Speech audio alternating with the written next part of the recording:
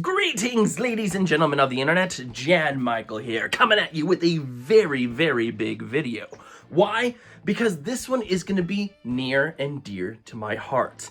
I'm going to be listing my favorite film from every single year that I've been alive. And seeing as I've been alive for almost 37 years now, there's quite a bit of movies to go over. So I'm not gonna waste too much time with this intro because I can already tell this is gonna be a very long video, but a few things to get out of the way first. I know as I go through this list, there's going to be some of you out there that go, well, what about this movie? What about this one? Are you stupid? Why not this one? I'm going to give some honorable mentions, but I'm not going to be talking about probably every single film that you love, and a couple of reasons for that. Number one, maybe I haven't seen it yet. And if I haven't, by all means, please throw it in the comments below. Let me know what you love, because while I was compiling the list, I did come across a lot of really big films, popular films, cult classics that, yeah, I've never had a chance to sit down and watch. So if you recommend it, maybe I will keep it in mind, watch it, and these lists constantly change. We're not the same people that we were as kids, as we are as adults, as we are as, old people. Our feelings can change. So maybe if I ever do this again in the future, maybe that movie will make the list. So throw it in the comments below. But there are a couple of other reasons it might not be on the list. Maybe I don't love that film. Yeah, maybe it just didn't touch me in a special way. I might acknowledge it's a good film, but, for me, this is really going to be compiled of movies that truly made an impact for me. And lastly, please keep in mind that it is a personal list, and as such, maybe sometimes I'll talk about a film that's objectively bad. But again, it touched me in a certain way, it impacted me, it shaped me into who I am now, and thus it makes the list. So please keep an open mind while going through this. The best thing you can do if you disagree with my list or are angry while hearing what my picks are is to make your own list. Throw it in the comments below, make a YouTube video about it, I'll go check it out. And with that being said, let's go ahead and get started with the year that I was born.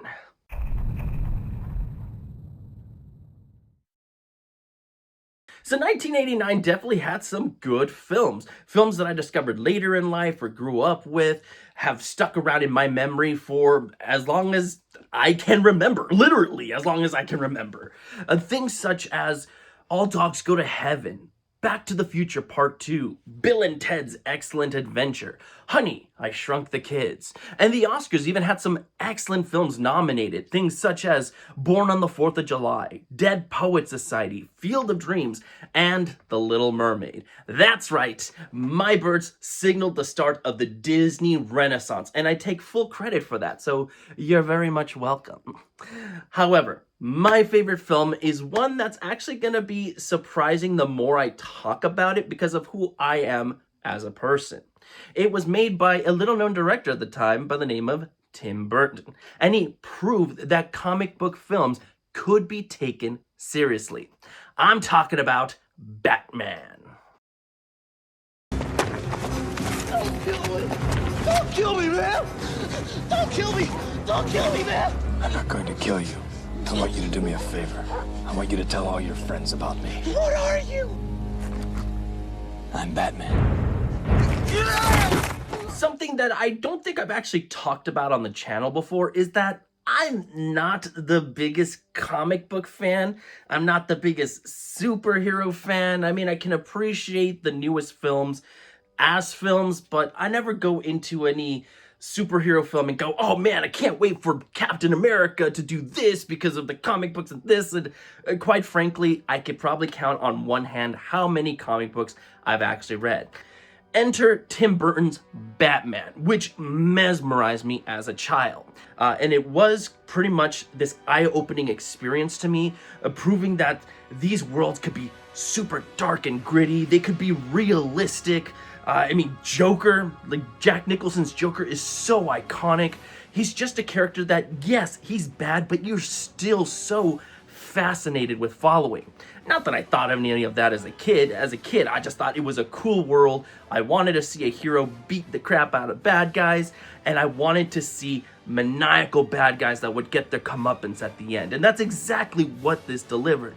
Tim Burton has a style that we all know right now. But back then, maybe we weren't as privy to that information.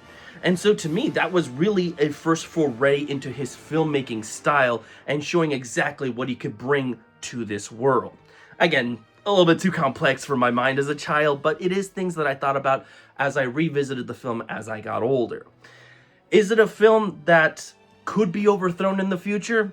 Probably. I haven't seen every single film that released in 1989, but for me, the one that definitely holds the most space in my mind and that I think of fondly is Batman.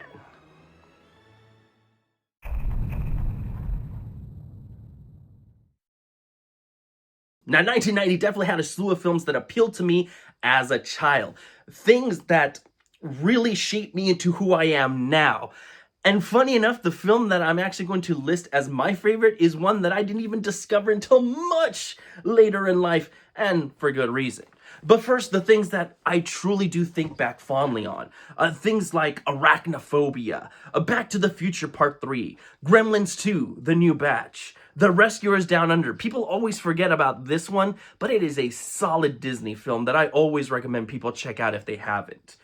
You got Teenage Mutant Ninja Turtles, which that was like my favorite property as a child. I love the Teenage Mutant Ninja Turtles. And yes, I know I just talked about comic books and things like that, but to me, it wasn't a comic book. It was just a cartoon that I was watching. So not really the same thing in my child's mind. You had things like Tremors, you had things like Edward Scissorhands, you had Home Alone, you had Total Recall. Yeah, there's a lot of films that I remember thinking back on very fondly, and maybe I haven't seen them in a while, so could one of these jump into first place for me? Maybe, but to me, definitely the one that I had to put at the #1 spot was what most people consider Martin Scorsese's magnum opus, Goodfellas. He's a big boy. He knows what he said. What'd you say? You're right. Funny how? What? Just, you're funny. You mean, So? man, let me understand this, because maybe it's me, I'm a little fucked up, maybe. But I'm funny how? I mean, funny like I'm a clown, I amuse you? I make you laugh? I'm here to fucking amuse you? What do you mean funny? Funny how? How am I funny?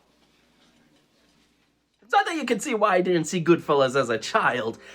Definitely a film that I probably should have waited to watch, which I did. Actually, at the time of me watching it, I was working at a Blockbuster. One of the last Blockbusters that were around before the entire chain closed down. And I always made it a mission to pick a director that I was fond of or that a lot of people recommended and follow their career from start to finish. And Martin Scorsese happened to be one of the directors. So when I got to Goodfellas, which I knew a lot of people considered to be his best work, I was greatly anticipated what I was about to watch, and it did not disappoint.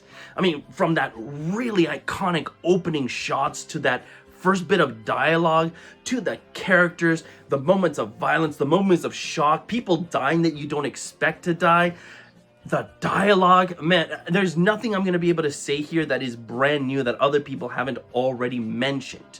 And to me, while there are other people that have said, hey, yeah, Goodfellas is a fantastic movie, but I prefer Casino more, I prefer Raging Bull more, I'm one of those people that do have to say that for me, Goodfellas is my favorite Martin Scorsese film.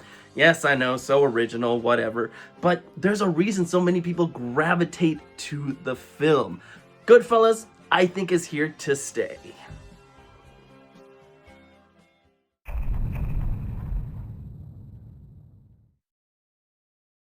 For 1991, I have a more unique pick, which I will get into the reasons why once I announce what the pick is. But first, a couple of other films that I thought about including at that #1 spot. First, I had An American Tail, Fievel Goes West, which I know, compared to the first one, this one absolutely sucks. This is just the first one that I saw, so you just tend to latch onto that first one, especially when you're a kid, but I agree, first one, much better. I had Bill and Ted's Bogus Journey. I had Teenage Mutant Ninja Turtles 2, The Secret of the Ooze, which, same deal there. Compared to the first one, this one absolutely sucks. Again, it's the first one that I saw, so I'm just latched onto a little bit more, but I completely agree. First one, so much better. I have the Addams Family on here, have Beauty and the Beast, The Silence of the Lambs, the only horror film to win Best Picture at the Oscars, which is freaking awesome. Terminator 2, Judgment Day, Thelma and Louise. None of them make my list, but here's the thing.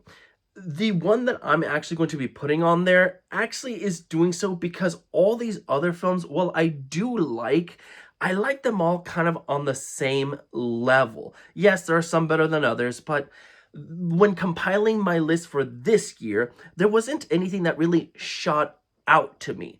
And thus, my number one pick is actually a film that I've only seen once. And I saw it some time ago, and I absolutely loved it. But part of me wonders if I were to see it again now, would my opinion change? It's a possibility, but for now, I'm going to introduce the Coen brothers onto my list with Barton Fink. Jesus, people can be cruel. It's not my build, it's my personality.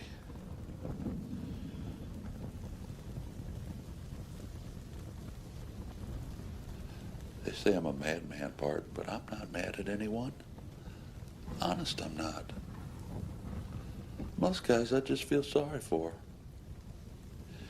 It tears me up inside to think about what they're going through, how trapped they are. I understand it. I feel for them. So I try and help them out. The Coen brothers actually have quite a bit of early works, which I don't think are talked about enough. This is another group of directors that in my blockbuster days, I chose to follow their careers, so I saw their films from start to finish at the time. And a couple of really great ones, but Barton Fink is the one that I remember sticking out the most in my mind. They have just a unique way of creating these worlds that, yes, are set here on Earth. It's, reality, if you will, but there's always just something slightly off about it. This isn't the world that you and I know. The people are just a little bit odder. The way people talk is just a little bit different. There is just something there that they are so good at creating, and Barton Fink is definitely one of those pictures. Love the characters in it, love the dialogue. To this day, I still quote that joke that John Goodman's character does about going to the doctor and getting charged for him telling the doctor what his symptoms are. I don't know, to me, I remember that being an amazing joke that I just wanted to continue using. But again, as I said, this is a film I've only seen once. Does it still hold up? I don't hear a lot of people really talking about it, and as such, yes, part of me does think that if I were to rewatch it, maybe it just doesn't hold up as great as that first viewing. But as I haven't done that, and as none of these other films that I talked about really stand out, there's not that one that really makes me go, oh yeah, definitely that one. Barton Fink is the closest that I come to going, man, I just have such fond memories of it that I have to put it on the list. So here it is. That might change in the future, but for now, most definitely, my favorite film of 1991 is Barton Fink.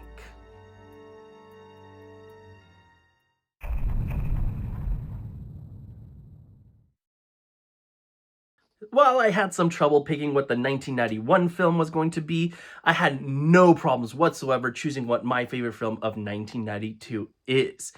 Before we go into that one, of course, some potential runners up here. I had Honey, I Blew Up the Kid, I had Reservoir Dogs, I had Sister Act, I had White Men Can't Jump, Aladdin, which, let me tell you, as a kid, this was probably my favorite film. My friends and I would get together and reenact all the scenes of the film, every single time we hung out. So yeah, my childhood would definitely have counted this one as their favorite.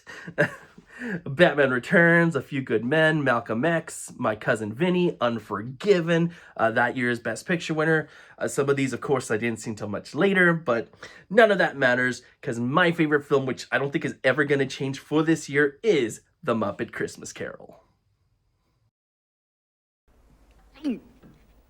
Bob Cratchit? Yes, Mr. Scrooge? Who is this? It's Mr. Applegate, sir. He's here to speak to you about his mortgage. Please, Mr. Scrooge, I know you're very angry about this, and I didn't mean to fall behind in the payments. Lord knows it being Christmas and all. Oh, please don't shout at me, sir. That and, of course, little Gwen. Her lungs aren't right. The doctor takes his share, don't he? I mean, you can yell and scream and you're right, but it won't do no good because I'm the stone you can't squeeze blood from, and that's the truth. Thank you for not shouting at me. I think people my generation are going to understand what I'm about to talk about next, but we all have those films that we traditionally see every single year, maybe during Halloween time or Christmas time, whatever the case may be. To me, it is The Muppet Christmas Carol around Christmas time. For as long as I can remember, that has been the tradition. This is the one Christmas movie I would see every single year. There are others that we definitely would put on, but we would skip certain ones every other year, whatever the case may be. But this is the one that we would always see every year, and I never got sick of it. And it was a tradition that I continued even after I moved away from my parents' place. To this day, I still put this on at the very least once a year during Christmas time. So I think this might actually be the film that I've seen most in my life, especially as a kid when I would just put it on again and again and again. And it just doesn't ever stop being entertaining. It always puts a smile on my face. The Muppets fit so well into this world and just show exactly why this property, the Muppets, which I freaking love, can be thrown into just about any situation and make it work. There are still creepy moments. There are still moments that you tear up during. The songs are incredibly catchy. The acting is spectacular. Like, these actors don't have to put this much effort into The Muppet Christmas Carol, but they do, and I am so thankful for it. It is an easy film to just sit down and watch. You can show it to anyone, and I think they're gonna have a great time. So yes, for me, this is easily my favorite film of this year.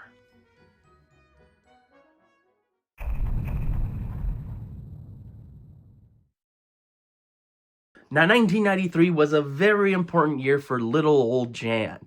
Before we get into the reason why, which coincides with the #1 pick, a couple of other films to keep in mind here. I had Cool Runnings, I had Demolition Man, Groundhog Day, which, kind of like The Muppet Christmas Carol, I do try to see almost every single year around Groundhog's Day. I don't always get a chance to do it, so it doesn't quite nail that exact same beat, if you will, but I think like every other year I give it a watch. Hocus Pocus came out this year, Homeward Bound, The Incredible Journey, The Sandlot, Addams Family Values, Mrs. Doubtfire, The Nightmare Before Christmas, I'm sure that's #1 on a lot of people's list, Philadelphia, Schindler's List, which is one of Steven Spielberg's most like amazingly crafted films. But for me, my #1 is another Steven Spielberg favorite, Jurassic Park.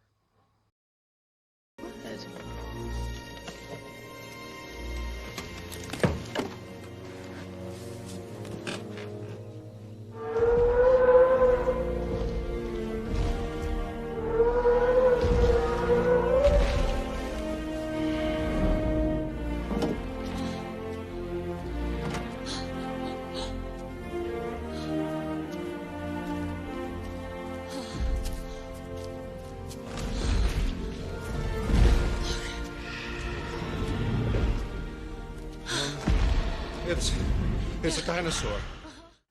So why is this film so important to young Jan Michael? Well, a couple of reasons actually. #1, this was the first film my mother ever took me to go see in theaters. And I don't remember any of it, but she does, and she always tells me the story of taking me to go see the movie, me sleeping for about like 20 to 30 minutes until the T-Rex shows up and roars. I get startled awake, and after that, I am glued to the screen. I do not take my eyes off of it for a second. Again, I don't remember any of it, but I am so thankful and almost kind of proud that this is the first theater experience I had and can tell people, yeah, Jurassic Park was my first theater movie. That's just so awesome. Like, how many people can say, yeah, the first movie I saw in theaters was a complete and total banger. But on top of this, I feel this is the movie that made me realize that acting was what I wanted to do with my life. I would put this on at home and I would either pretend to be the characters or I would make up a character and speak to the others as the movie played along. something that I would carry on to other films that I would watch. But I remember doing it first and the most with Jurassic Park. It is just such a cornerstone of my childhood. It shaped who I am. I still can go back and see it, and I just love every aspect of it. And I'm ever so thankful that this is the one that introduced me to my two biggest loves in life.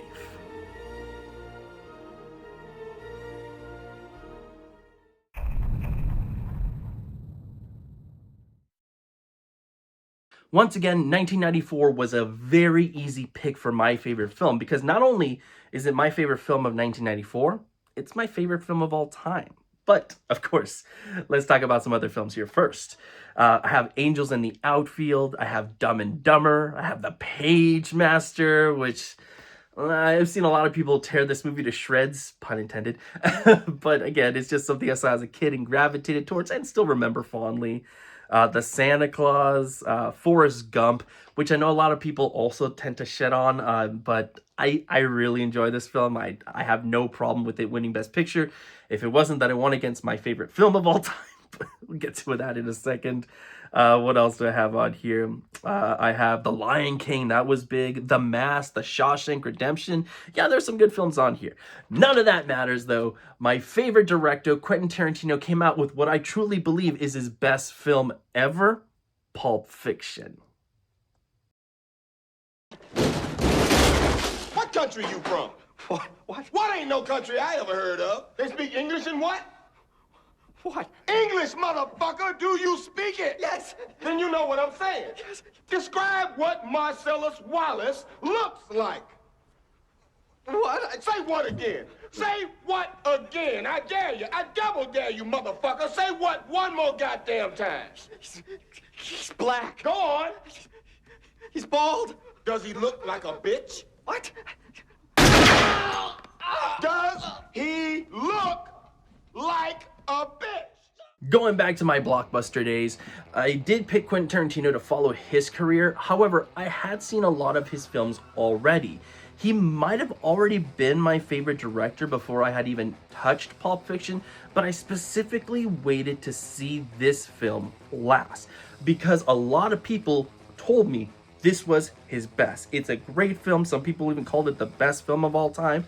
So now I kind of went into it with a little more kind of like snootiness. Like at this point in time, I had already seen a lot of films, so I thought, all right, best film, you're doing good work, but is this really going to be the best film? Go ahead and impress me. Like I dared it to do so. And man, I am not kidding when I say I could not look away from the screen. I was just so mesmerized by the characters, the dialogue, the things that the movie straight out tells you, and the things that it leaves secret for you to figure out or to you theorize about. It is so amazing that I want to call it a perfect film, even though I know it's not. Like, no film is perfect, but good Lord, even the few flaws the film does have, I don't care. And as the credits were rolling, my roommate walks in right as I had just finished this film, and I turn to her and I say, you gotta watch this movie. And I sat down with her and I watched it all over again, even though I had just finished it. The next day, I went over to my parents' house. I asked them, hey, have you ever seen Pulp Fiction? No, we've heard about it though. You gotta sit down and see this movie. I sat down and watched it again. The day after that, went over to my best friend's house. Hey, have you ever seen Pulp Fiction? Nope, never heard of it. All right, we gotta sit down, you gotta watch it again. To this day, if somebody tells me they have not seen Pulp Fiction, I will tell them, let's find a time, let's find a place, let's sit down and watch Pulp Fiction. I love this film. It is my favorite film of all time. And while I welcome something to beat it, because I do think it's kind of sad to think, oh, you've seen the best film you will ever see in your life, nothing will ever top that experience. Nothing has. Again, I welcome it. I completely welcome it. But nothing has captivated me, sucked me, and mesmerized me more than Pulp Fiction. I hope something does in the future, but as of now, I just don't see it happening. And as I get older and I grow more jaded, I see less and less of a chance of it happening. So that's what I got. But you know what? I'm glad that I at least got to experience this, and will continue to experience it, because I'm not done watching it. I'm gonna watch it many more times. So yeah, if you haven't seen it, please do so. Come on over. We'll watch it together.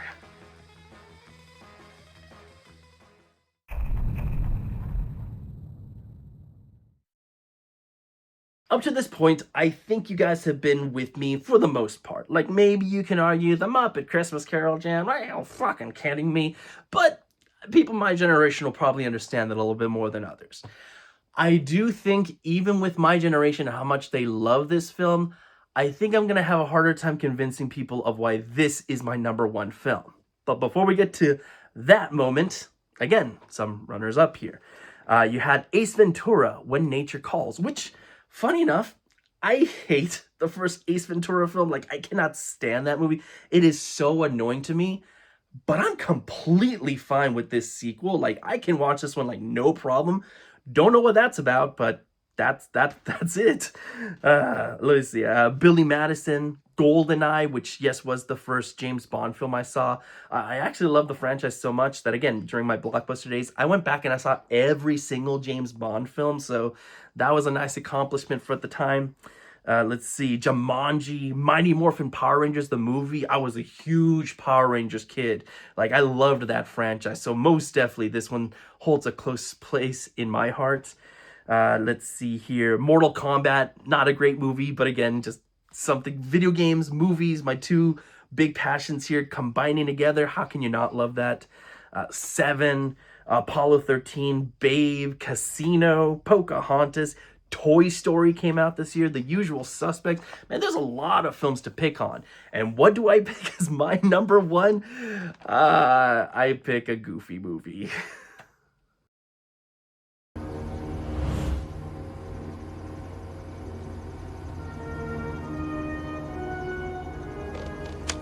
Well, here you go, navigator. Just follow my route on the map, son. Okay. Here comes our junction. Okay, Max, now this is it. Left or right? Come on, Max! I know people love this film, but if we were to rank their favorite films of this year, how many would truly have a Goofy movie at the #1 spot? Something tells me not a lot, but man, this is a film that I can watch at any time and just have such a blast with it. Again, just the characters, the writing, the songs, which are incredibly catchy. I can easily put on the songs outside of watching the movie and just have a fun time singing along to them. They're great. And it's a film that, I don't know how many of you have seen this meme, but it's so true. I think you can watch it as a child and as an adult and get completely different messages from it. As a kid, you are gonna side with Max. You're asking the dad, come on, man, just let him go to the concert. When is he ever gonna get another chance to experience something like this again? You're completely on his side because you yourself were a kid. And as a parent, you're gonna side with Goofy. Like, come on, Max, this might be like the last time you really get a chance to hang out with your dad. You're really not gonna get much of a chance to do so once you're off to college. Spend some time with him. And that's so amazing. How many people just can unanimously say, yes, watching this from one age to the next completely shapes my vision of it. That's so cool. Heck, there was even a documentary of the film that came out not that long ago. So there is a passion out there for the movie. But again, how many people would probably have it at #1? I don't know, but I'm definitely one of them.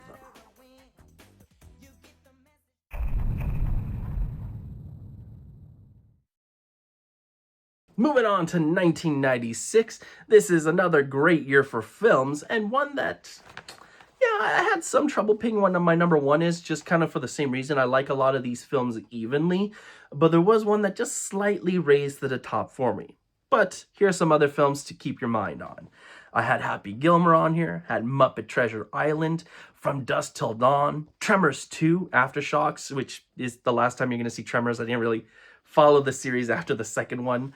Matilda, Space Jam. Yes, it's not a good movie, but I still really like it.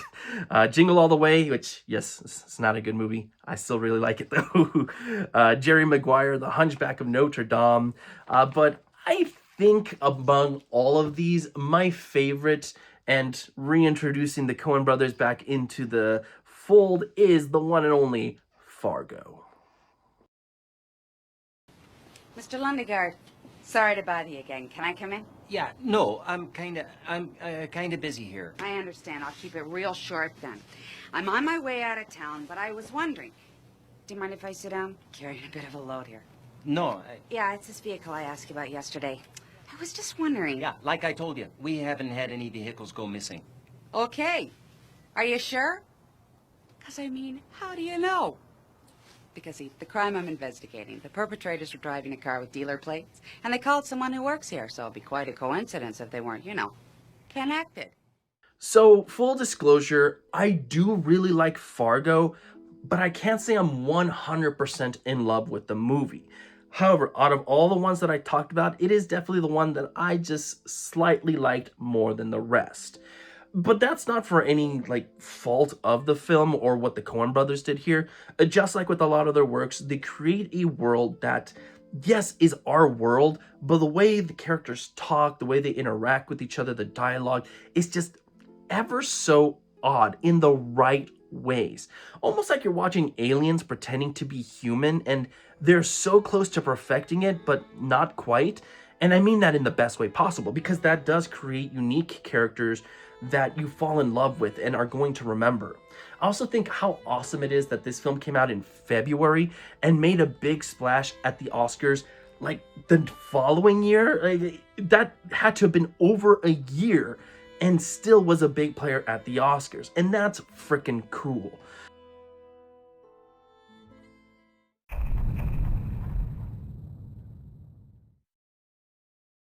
All right, moving on to films that I absolutely love. 1997 was another year that I think I already knew what was going to be at my number one spot, even though I did pause a little bit because it's got a lot of really good hits here. We've got things like Anaconda, Austin Powers, International Man of Mystery, George of the Jungle, I Know What You Did Last Summer, Liar Liar, Mimic, which by the way is the first horror film that I saw as a kid where kids got killed in horrific ways. Yeah, you were not safe in that film if you were a kid, and I just remember that leaving an impact on me. Let's see, Money Talks, Anastasia, one of my favorite animated films of all time, Con Air, Face Off, Good Will Hunting, Hercules, Jackie Brown, Men in Black, Starship Troopers, holy fucking shit, so many great picks, Titanic, one of the Oscar films that is tied for the most wins. Yeah, any one of those, I think you could easily make an argument for number one. But truthfully, the one that I could easily see again and again and probably never get tired of is The Fifth Element. That's the leader. Send someone to negotiate. I've never negotiated. You mind if I try? No, sure. We're sending somebody in to negotiate.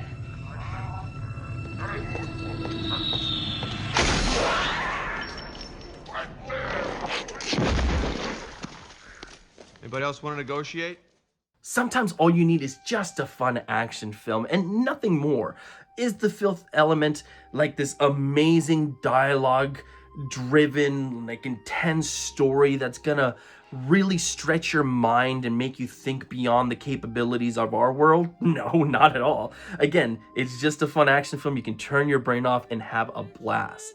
But to me, and I have spoken about this in the past, but when you create a world that is just so awesome and unique that you yourself want to jump in and explore the world, you don't even care about following the main story, you just want to explore the world. Kind of like playing a game, you love the world, you want to do all the side quests before you tackle the main campaign. That is what The Fifth Element reminds me of. That is the feeling that it invokes in me. And again, sometimes that's all you need. Fifth Element always does that for me. In fact, can we get a video game where we can explore the world of The Fifth Element? That'd be pretty badass. Yeah, so again, meshing these things that I love so dearly, that's how you get a winner in my book. And The Fifth Element is definitely a winner. –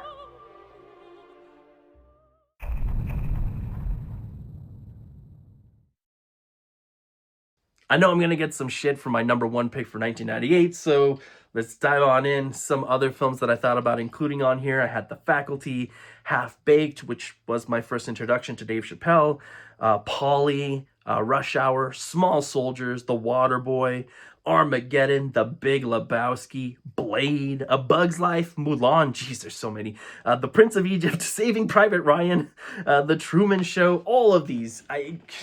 In fact, why don't I have The Truman Show at number one? Like, I think I could have gotten away with that. But nope, the one that I'm going to pick at number one, which you're all going to hate me for, is The Wedding Singer. I can't believe I found a love that's so pure and true. But it all was bullshit. It was a goddamn joke. And when I think of you, Linda, I hope you fucking choke. I hope you're glad with what you've done to me. Why did this movie make such a big impression on me? Well, first and foremost, I was a big Adam Sandler fan at the time. Heck, just hearing the alternate picks on my list, you could see that almost every single Adam Sandler movie has gotten its mention on here. So yes, to get an Adam Sandler into my favorite spot is just so awesome to me personally, just because he was a big part of my childhood. But this is also one of my favorite Adam Sandler and comedies in general. There are so many lines here that I would quote time and time again. I love the story. I love the romance between him and Drew Barrymore's character.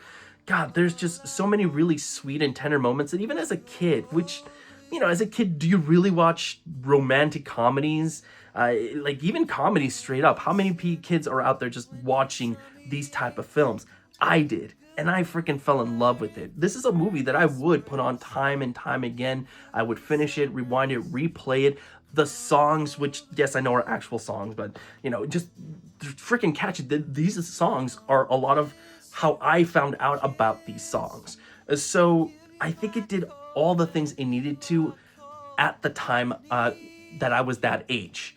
And so for that, yeah, it left a big impact on me, and I remember that film very fondly, and I could easily just put it on again and have a great time with it.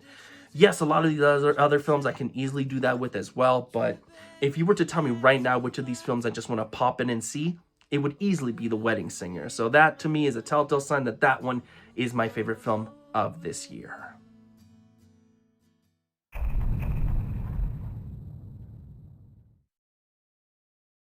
$1999 had probably one of the best lineups of films ever.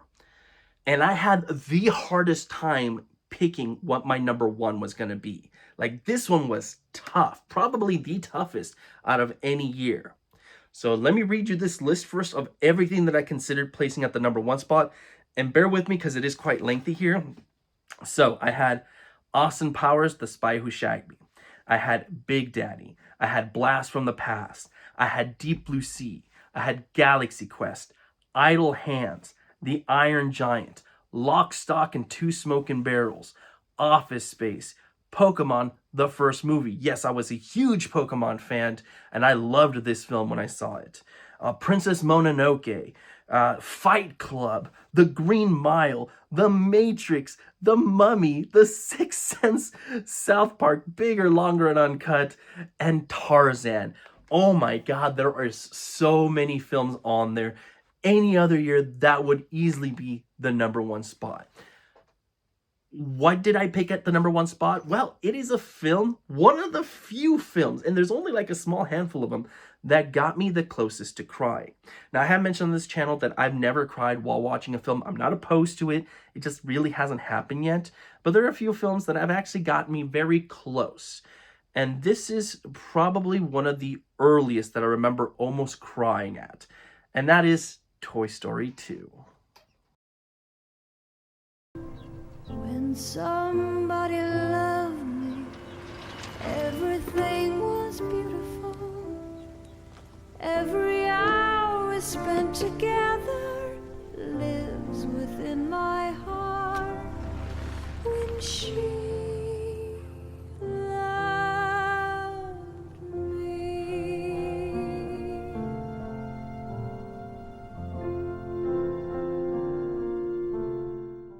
fun little sidebar here. Toy Story 2 was actually the first film my parents let me go see in theaters by myself. Kind of technically, I was also responsible for my younger brothers and sisters, so it wasn't really by myself, but I mean, when you're in charge and it's a bunch of kids that are even younger than you, it's kind of like you're by yourself in a way. So that's just a nice little side memory that I wanted to share. But yes, as a kid, I think this is really where the film's going to be the most impactful, especially when you get to just the way that some of these toys were treated by the children, especially Jesse's character. I think as an adult, you can look at that and kind of smile and laugh and be like, ah, I remember that, and oh, that's going to get the kids all right. And, you know, you have kind of a more fun nature with it, even though you can get emotional as well. But as a kid, I remember thinking to myself, oh my God, I've not been treating my toys well whatsoever. And it made me want to treat them better. I was more careful with them afterwards. I would be cautious about who would touch them. I would make sure my younger brothers and sisters wouldn't just mindlessly put their hands on them, because they were essentially much younger or babies still at the time. And yeah, I felt bad. And I remember almost wanting to cry while watching the film, but I think part of it, I was in a theater, so I didn't want to do that. But even afterwards, it would still kind of make me sad to see that scene whenever I did put on the movie. So none of the other films that I listed really got me as emotional as Toy Story 2, which is why when I was thinking about what to put at the #1 spot, I needed to put something that was really impactful to me. What impacted me, what made me emotional, that was Toy Story 2.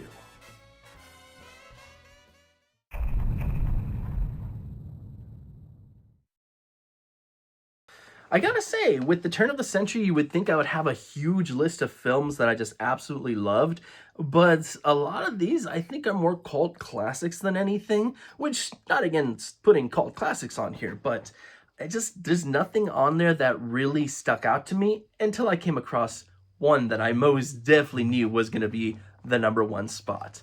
But a couple of runners up here, you had the Boondock Saints, a Chicken Run, Digimon, the movie. Yes, I was a Digimon fan as well. I didn't choose between Pokemon and Digimon. I loved them both equally. Dude, Where's My Car? Pokemon, the movie 2000.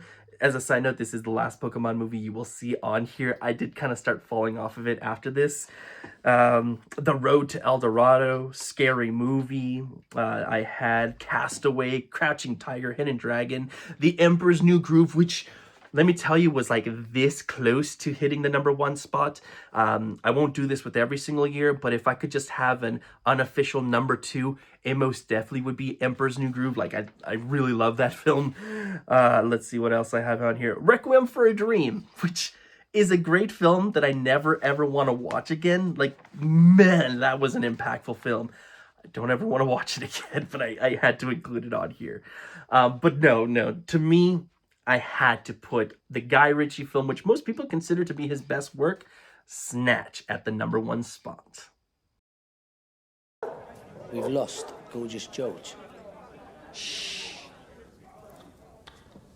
You're going to have to repeat that. We've lost Gorgeous George. Well, where'd you lose him?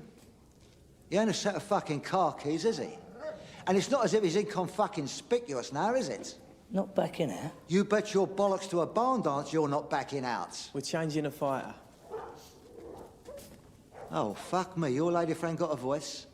And who might you be changing him to, sweetheart? You won't know him, but he's Mustard. Mustard? I don't care if he's Muhammad, Imard, Bruce Lee. You can't change fighters. What can I say about Guy Ritchie films? They're just so goddamn cool. Not every single one of them. I mean, whenever he tries to do something like American made, like, it doesn't quite land. But man, whenever he's doing that, you know, London, British, you know, like gangster type flicks, he's like firing on all cylinders. And Snatch could very well be his magnum opus, though there are other of his films that I like just slightly more. But it all started here. Snatch was definitely my first introduction to Guy Ritchie, and I freaking loved it. This is another director that once I saw this one, I was working at Blockbuster. I said, okay, I got to see what this other guy's works are. So I kind of went down that rabbit hole as well. Again, any single time that it's like British gangster, fucking, I love those films. It's only when you really start to kind of dive into his more Americanized ones, or, you know, the whole one with Madonna, that he really just falls on his face there. But yeah, Snatch, just absolutely amazing. He's got to have been inspired by like anime with that whole opening sequence. That like that screams anime to me. And I was already an anime fan at the time when I was watching this film, so it was just so easy to be like, oh, that's awesome. Like, you can do this type of intro in like a live action type film. That's awesome.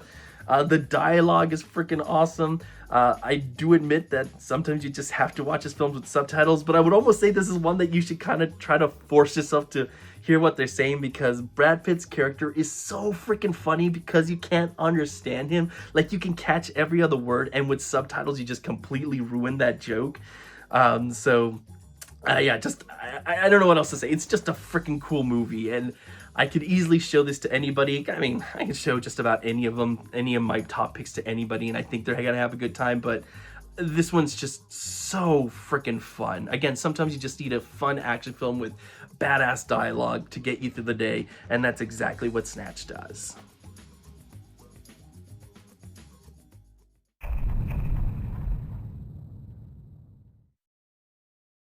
So 2001 to 2003 is a little bit of a crazy one, because I feel I'm really going to get some slack for what my picks for these next 2 years are going to be, because of what else released. So bear with me here. Try not to yell at me. Just let me get through these. 2001. What do I got here? I have Donnie Darko. I have Scary Movie 2. I have Zoolander. Jimmy Neutron, Boy Genius. The Lord of the Rings, The Fellowship of the Ring, which, yes, would be most people's number one. I'm sorry, it's not my number one. I love that film. I just don't love that film, so I'm so sorry. Let's see. Memento's on here, Monsters Inc., No Man's Land, Shrek, Spirited Away, which I know this is cliche to say, but Spirited Away is my favorite Ghibli film. I won't go into the full-on depths of my first time watching it, but yeah, good lord, I love that one. It's my favorite. I know it's a lot of people's favorite Ghibli film, but I truly did connect with that one so much. But going off on a tangent here, my favorite film is actually one that I had slightly heard some rumblings about it in school, but it wasn't until I saw the movie that I finally understood the magic. That is Harry Potter and the Sorcerer's Stone.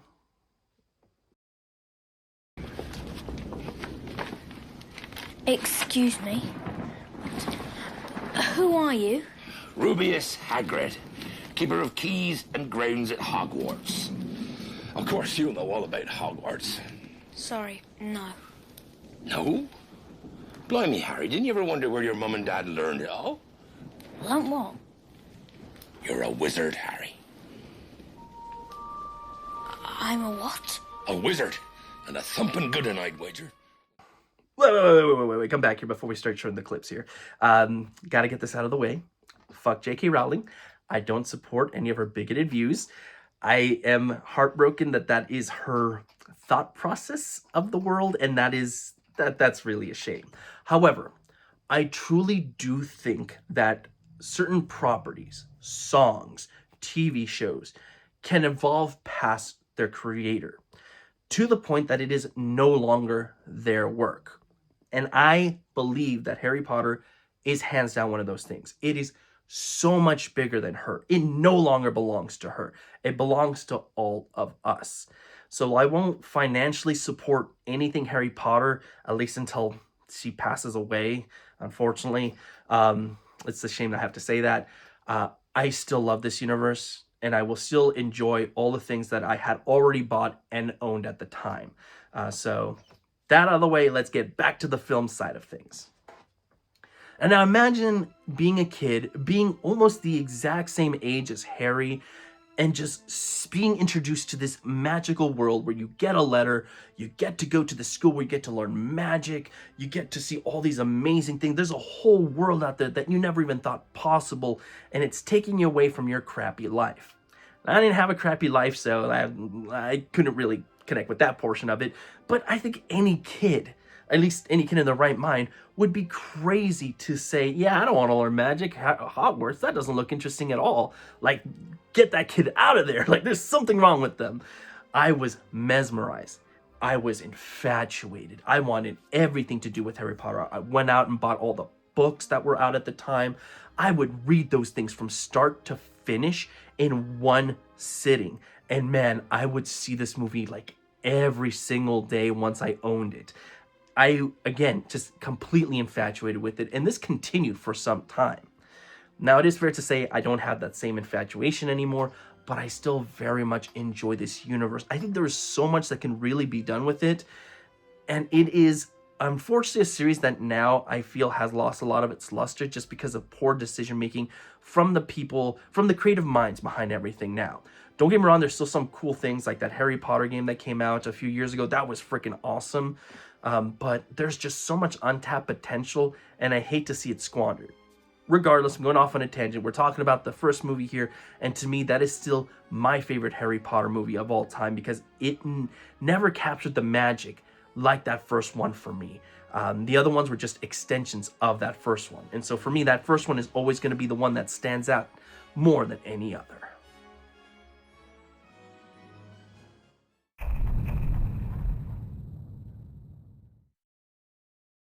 Okay, so that's year one of the hatred out of the way. Now let's get to year two of the hatred out of the way. Continuing with the films here, some potential runners-up. I had Big Fat Liar, Drumline, 8 Crazy Nights, as well as 8-Legged Freaks. Don't confuse the two. Jackass the movie, Jason X, which I'm not a huge Friday the 13th fan, but Jason X is just so unbelievably bonkers that I just have a good time watching that one. Punch Drunk Love. This is Adam Sandler showing that he can do dramatic work and just nail it. Just fucking awesome. Resident Evil, terrible movie, by the way, but again, at the time I didn't care. Blending of video games and movies, yes, please. Let me see. 8 Mile, Bowling for Columbine, Chicago, that was your year's Best Picture winner. Harry Potter and the Chamber of Secrets, you knew I was also going to really love this one. Ice Age, Lilo and Stitch, The Lord of the Rings, The Two Towers. Yes, I'm afraid to say that once again, Lord of the Rings doesn't quite hit the #1 spot here for me. I'm sure it does for you. Please don't be super angry, especially when you find out what my #1 is. The Pianist, Spider-Man. Oh my God. Are you ready for this? You ready for what my #1 film is going to be? It's Kung Pao Enter the Fist.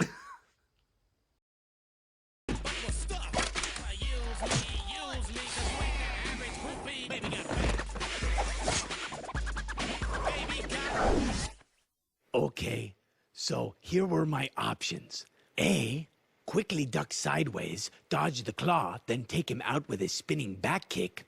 Or B, take the claw in the face, then roll on the ground and die. Should have gone with A. I told you guys at the top of this video, I warned you, there's going to be years that I'm going to list a movie that is not good. And as a critic, as someone who watches a lot of movies, I acknowledge Kung Pao Enter the Fist is not a good movie. I don't fucking care. I absolutely love this film. I still have vivid memories of watching it for the first time at a friend's house, and we were laughing our asses off. I've never, ever, ever, since and before, laughed at a movie that hard, where I could barely breathe. Every few minutes, I was gasping for breath over all the funny things in that film. Like, I saw that at the perfect time, because if I had seen that as like an adult, I know I probably would have hated it. So yeah, talk about right time, right place. I freaking love this film. I can easily watch it at any time. It is immensely quotable. I think it's definitely got a cult following, if I'm correct. Like, so many people do talk about it. Not everybody, but I think enough that I do think it is considered a cult favorite. If you're an adult and you've never given this movie a shot, I'm almost hesitant to recommend it, just because, again, I don't know how funny you're gonna find it. But if you have kids, I would almost say let them watch it, because they might find the same humor in it that I did. And if so, my God, are they in for just an absolute treat, and something that I'm sure they're going to hold as closely to their heart as I do for this film right now.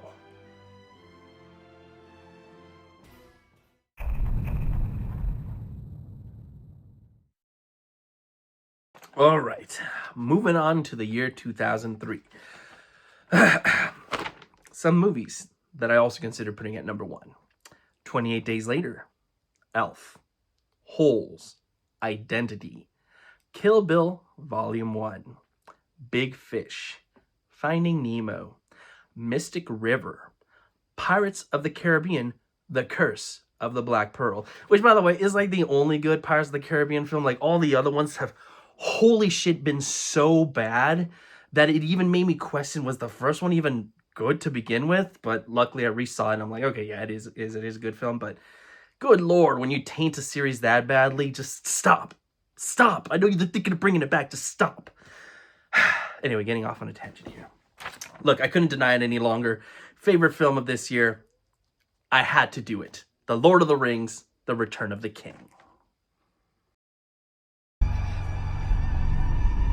Give me your hand!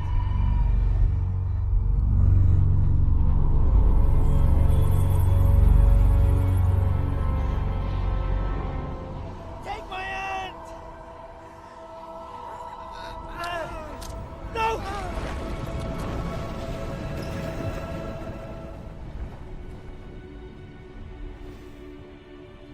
Don't you let go!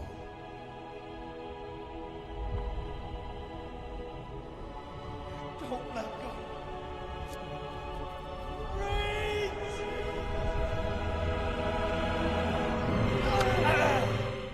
Yes, I wasn't gonna make you angry a third time. And you know what's funny? I think this is the first Best Picture Oscar winner that is also my favorite film of the year. You'll notice that really doesn't happen very often, but yeah, it happened here. I was completely on board, and I was super excited when I saw it winning Oscar after Oscar after Oscar at the Academy Awards. I did see the televised event live. That was freaking awesome, dude. An awesome experience. And now it holds the record for most Oscar wins, along with Titanic and along with Ben-Hur. That's cool for this type of film that the Academy really never goes for, but for them to be just all in on that, that alone is just amazing. But on top of it, the movie on its own is pure magic. Like, this shouldn't work. Like everything written on paper, like these films were supposed to be unfilmable, and Peter Jackson found a way. It was just like the perfect timing for these. Like, everything came together. He's never been better. Like, those Hobbit films, holy fucking shit. Those films are like trash, dude. But he made it work here. And it is such a beautiful film. You are emotional while watching it. You're on highs during the action moment. You love these characters. It's hard to go through these 3 films, this big adventure, and not come out feeling anything at the end. Yes, the other 2 weren't my favorite films of their respective years, but I still really, really liked those films. I would even go so far as to say I loved those films. But the culmination here was just too much to ignore. This is hands down the best of the 3, in my opinion, and most worthy of all the awards it got, of being Best Picture and being my favorite film of 2003.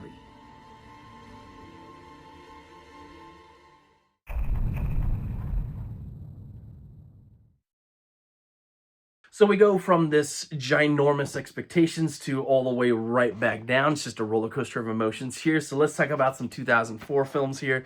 I've got Dawn of the Dead. I've got Hellboy, I've got Kill Bill Volume 2, I've got Mean Girls, I've got Saw, I've got Shaun of the Dead, I've got Eternal Sunshine of the Spotless Mind, Harry Potter and the Prisoner of Azkaban, The Incredibles, $1 Million Baby, Shrek 2, Sideways, and Spider-Man 2. But none of that matters, because the number 1 film, the rightful number 1 film this year, was the SpongeBob SquarePants movie. DJ, time for the test. No baby can resist singing along to this. SpongeBob, it's the Goofy Goober theme song. I know. Oh, I'm a Goofy Goober, yeah. You're a Goofy Goober, yeah. We're all Goofy Goobers, yeah. Goofy, Goofy Goober, Goober, yeah. It was you. You're the baby. No, I only coughed. I swear. I want you to remember what I said about the Kung Pao Enter the Fist movie and how I died laughing every couple of minutes watching it. That was a close experience when I saw the SpongeBob SquarePants movie. Now, I didn't die laughing, I can't say, but good Lord, did I laugh quite a bit. More so than like straight up comedies. Like, there are other comedies that I respect more on this list that I do think, yes, are technically funnier, but I won't laugh at more than I do with the SpongeBob SquarePants movie. Like, this was just the pinnacle of everything the show had. The show was so amazing back in the day. Just every episode, at the very least, had one incredible joke to it. And a lot of the times, more than that. They just had this great way of like showing you these visuals, going kind of weird with the visuals. But they would like make you chuckle, they would make you laugh. And it's like they took all the jokes, all the weird visuals, and been like, okay, we gotta go all out for this movie, and they delivered on it. But I'm glad we at least got this movie, because yeah, it gave me some great memories and things that my friends and I can still put on and just laugh at together.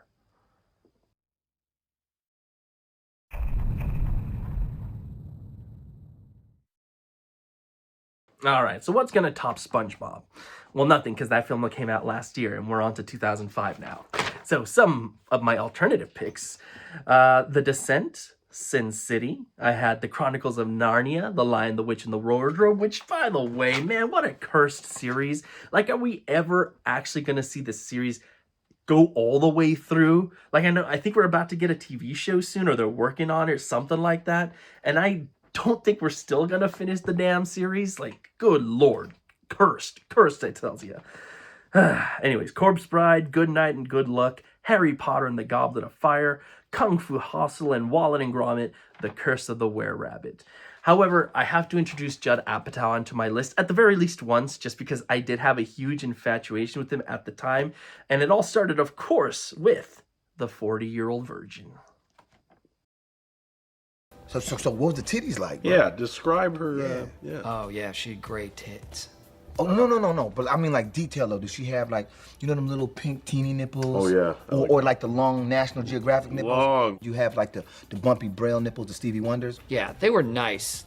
You know, when you grab a woman's breast and you feel it, and it feels like a bag of sand when you're touching it.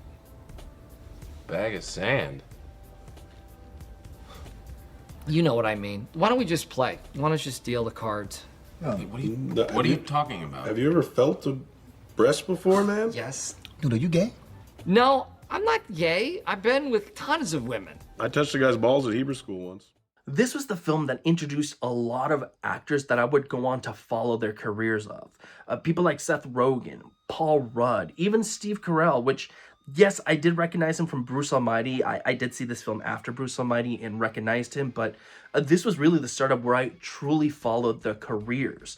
And they went on to make some amazing things. Even Jonah Hill, which I think this was like his first appearance ever. Like, look what he's gone on to make. And what's awesome is the feel of this film is like buddies getting together to film a movie. Kind of like how Adam Sandler does it with his friends. Like, let's go to Hawaii and film a movie. Only, you know, and this one is actually good. Sorry, Adam. I had to take that shot there. But yeah, just this is how I always wanted to be in Hollywood. Just my friends and I would be hanging out. We'd come up with an idea for a movie and we'd be like, let's do it. Let's get some funding and just fucking shoot that thing. And that's amazing. There's some great comedic moments here, great characters, great dialogue. Did I laugh as much as I did in like Kung Pao Enter the Fist or the SpongeBob SquarePants movie? No, this is one of those comedies that I appreciate the humor and smile more than I do actually laugh out loud. But it's still awesome because it feels like you're hanging out with good friends and good buddies. And sometimes, again, just like sometimes you need action films, sometimes all you need is to hang out with buddies and friends, even if they're in the movie and they don't talk back to you or call you or, you know, care about your problems. Yeah, let's move on.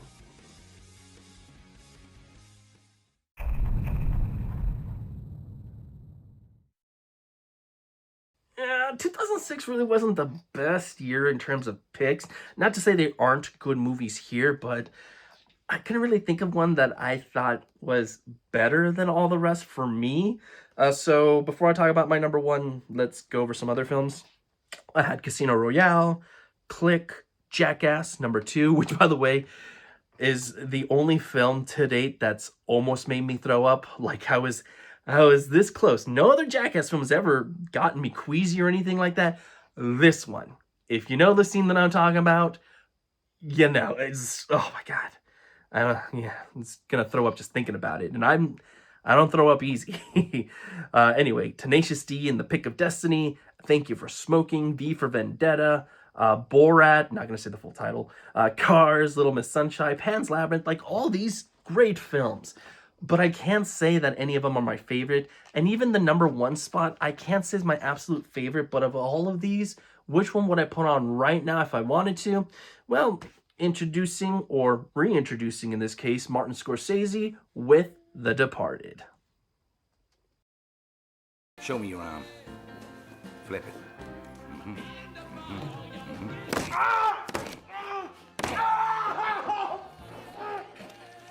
Makes me curious to see you in this neighborhood. He's clean. And if I can slander my own environment, it makes me sad, this regression. Plus, I don't know if it's beyond some fucking cock prick like Queenan to pull you out of the Stadies and send you after me. I just can't know. I don't know what they do in that particular department anyway. Are you still a cop? No! No! Swear on your mother's grave you're still not a cop? I am not a fucking cop! In hindsight, I am glad I have 2 Martin Scorsese films on my list just because he's so talented. There should be no reason he shouldn't be on here at least twice. And yeah, I do really, really like The Departed. I think it's a great film. I like it more than others, but I'm also of the opinion it's not his best film. And because of that, it's hard to really say, oh my God, I absolutely love this film, when I do really love things like Casino, like Raging Bull, like Taxi Driver, and like Goodfellas. So comparing it to those ones, yes, it is technically a notch below, but it's still fantastic with great performances. And it introduced me to one of my favorite bands of all time, the Dropkick Murphys. This is really where I got into Irish punk rock, and for that, I will forever be grateful to this film and Martin Scorsese.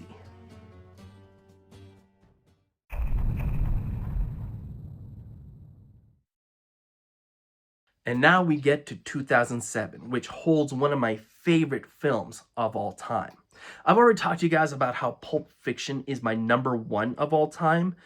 And while I don't have a number 2, 3, 4, anything in particular order, I do know that I have a top 10. And what order they go in, I don't know, but I do have a top 10, and 2007 definitely has one of those.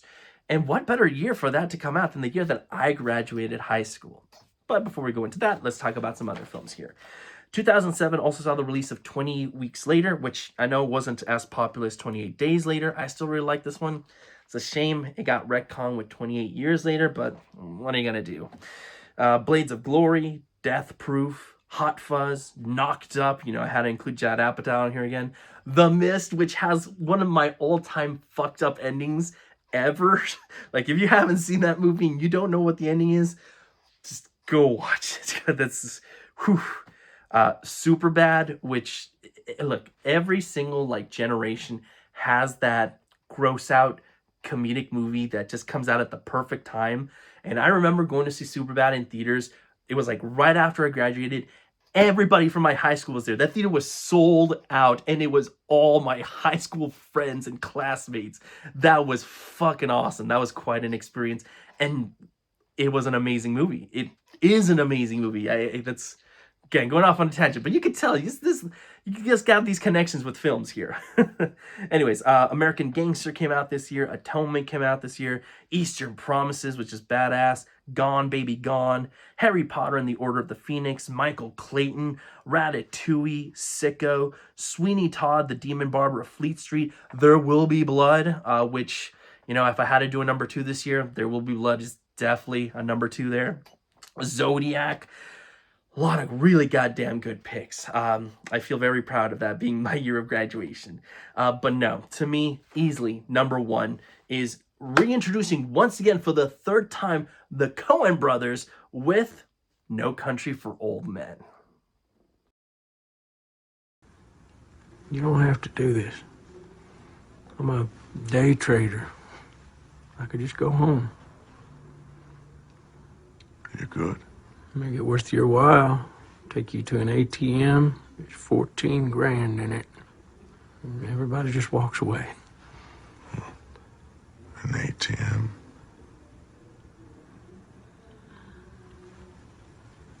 I know where the satchel is. If you knew you would have it with you. I could find it from the riverbank. I know where it is. I know something better. What's that? I know what it's going to be. Where's that? It will be brought to me and placed at my feet. 2007 was the year that I really started diving deep into the Oscars, like actually going out, finding the Best Picture winners, trying to watch as many of the nominees as possible before Oscar Day came. And 2 films in 2007 I think impacted me the most out of any other film in recent memory. The first one was There Will Be Blood. But while I did think very long about the film in general once it was over, I think I came to a conclusion on that film pretty quickly. Obviously, it's changed as time has gone by, but at the time, I thought about it and then I said, okay, I think I understand. I think this is what it is. Moving on. But No Country for Old Men didn't do that. I truly had to open my mind more than I ever thought possible. Because while it does have really cool action moments, great characters, great dialogue, like there's really suspenseful scenes that keep you on the edge of your seat, once it's all over, you're kind of left feeling a little bit empty. And I had to think, is this intentional? What was the ending monologue all about? Why do I feel somewhat dissatisfied? Is this not a good film? Is that what my body is telling me? And so I had to watch it again and again to fully grasp the full concept of what it was that this film was trying to tell me. And I still don't think I have the 100% true feelings behind it. But it's because of that I want to continue going back to it and again. And as such, it solidified itself as one of my favorite films of all time. So I implore you, check out this movie if you haven't. Know that you may not like it the first time around, or at least you won't like the second half as much the first time around. But if you keep an open mind, you may find yourself just continuing to dwell on it. And I think that's the important thing. You continue to think about what the film was trying to say. What are you interpreting from it? That's really important in film. We don't get enough of those films. At least I don't feel like we get enough of those films nowadays, because even the artsy ones feel like they're just artsy for artsy's sake. This is one that I truly do think the Coen brothers, this was their magnum opus. They brought all their skills together to create something truly transcendent. And for that, I am forever thankful.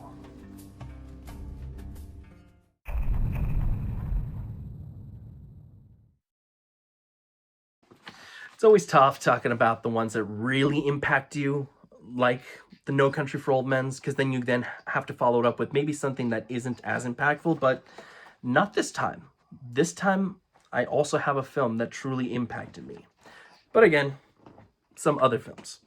Burn After Reading, following up with the Coen brothers again. Cloverfield, Gran Torino, In Bruges, which, by the way, close second place. Yes, I would put In Bruges at second. I was very close to wanting to put this at number 1, but I couldn't do it. Couldn't do it this time. Marley and Me, one of the few films that did get me very, very close to crying. In fact, this is probably the closest I've come to crying in a movie ever. I had to hold back the tears because I didn't want to cry in front of somebody in particular. But again, not against crying, just the whole situation. I didn't want to do it. Nick and Nora's Infinite Playlist, which how many people are talking about that film anymore? I think that's undervalued. Like it needs to be seen more. Pineapple Express, Rock and Rolla, Role Models, The Dark Knight. Okay, The Dark Knight is a close third. Yes, third. Like what? How the fuck? What's my number one? Just give me a second. Anyway, Doubt is on here. Iron Man, what began the whole Marvel Cinematic Universe. Kung Fu Panda, such a great film.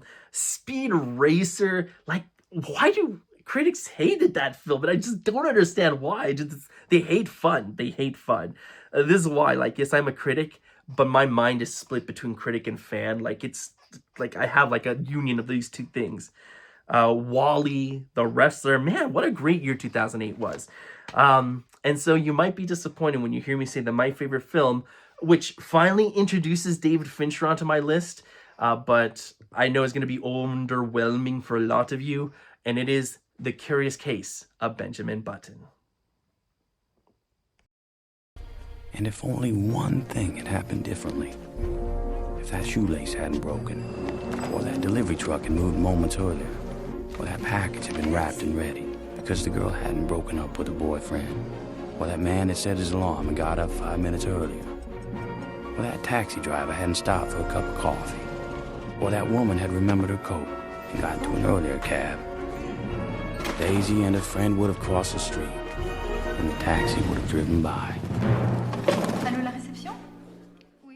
I'm reminded of Brian Rowe's videos where he's talking about this year in Oscars and how, oh yeah, The Curious Case of Benjamin Button, that's good, but who's really talking about that film anymore? I am, Brian. I'm still talking about it. I love this film. I love films about life, about seeing somebody go from a young child, or an old man in this case, to an old man or a young baby in this case, because it makes me think about my life and where I'm at the time. This was such a beautiful film to me.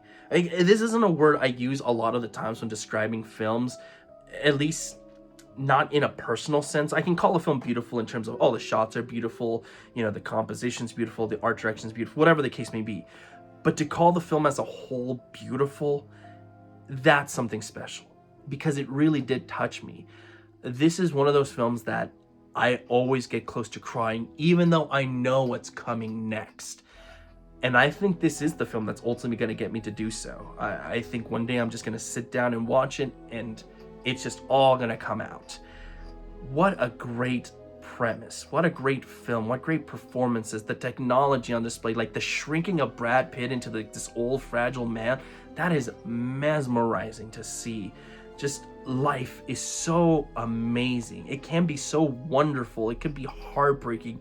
The people that we come across that make big impacts, even though they've only been a small part of it in the grand scheme of things. This touches on all those aspects. But again, you know, you got In Bruges at number one, you got The Dark Knight at number one. Completely understandable. Those films are fucking amazing as well. Just to me, I'm going to come back and see The Curious Case of Benjamin Button far more than I ever will those other two movies. And I'm going to come back to those movies too. So that's saying something.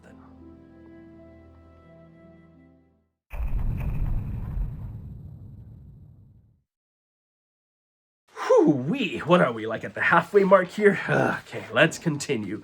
2009. Some follow-ups here. We've had Drag Me to Hell, Funny People, The Hangover, The Proposal, which I think is like the only real romantic comedy, like true romantic comedy I have in my entire list. There's that for you. Trick or Treat, Where the Wild Things Are, Zombieland, Coraline, The Cove, District 9, Fantastic Mr. Fox, Harry Potter and the Half-Blood Prince, The Hurt Locker, which was your Best Picture winner that year, Julie and Julia, The Messenger, The Princess and the Frog, The Secret in Their Eyes. This was the international film, so it really should be El Secreto de sus Ojos, Sherlock Holmes, Up and Up in the Air. Man, not another fucking great year for films. But to me, I had to bring Quentin Tarantino back for what is what most people consider his magnum opus, but to me is a very strong number 2 in his whole filmography. That's Inglourious Basterds. I might add also that any information that makes a performance of my duty easier will not be met with punishment.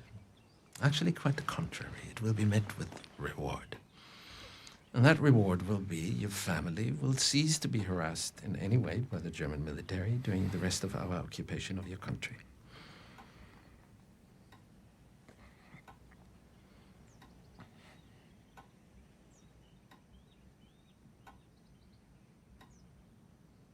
You're sheltering enemies of the state, are you not?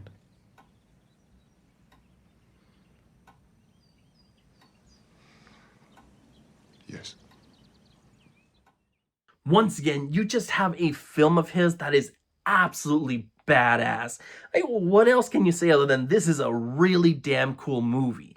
Well, I guess you could also say it has amazing performances, introducing, I think, a lot of the world to Christoph Waltz, who was already a big actor back in like Germany, but now introducing him to us as well. Just the dialogue behind everything, that basement scene, the opening scene, just 2 of the best scenes ever put to film of all time.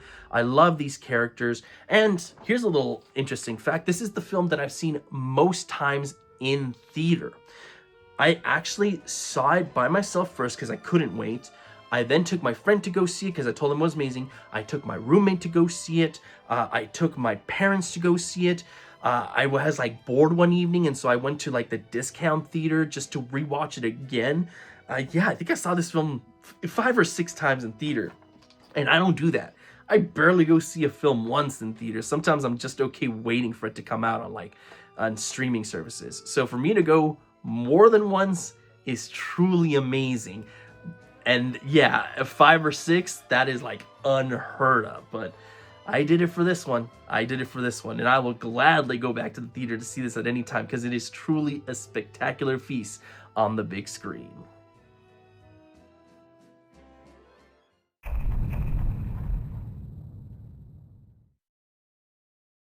Now, the 2010s are actually my least favorite decade for films. Not every single year is a dud, but you're going to notice that my list is going to start shrinking little by little just because there's not a lot of films that I truly can say impacted me or that I liked all that much.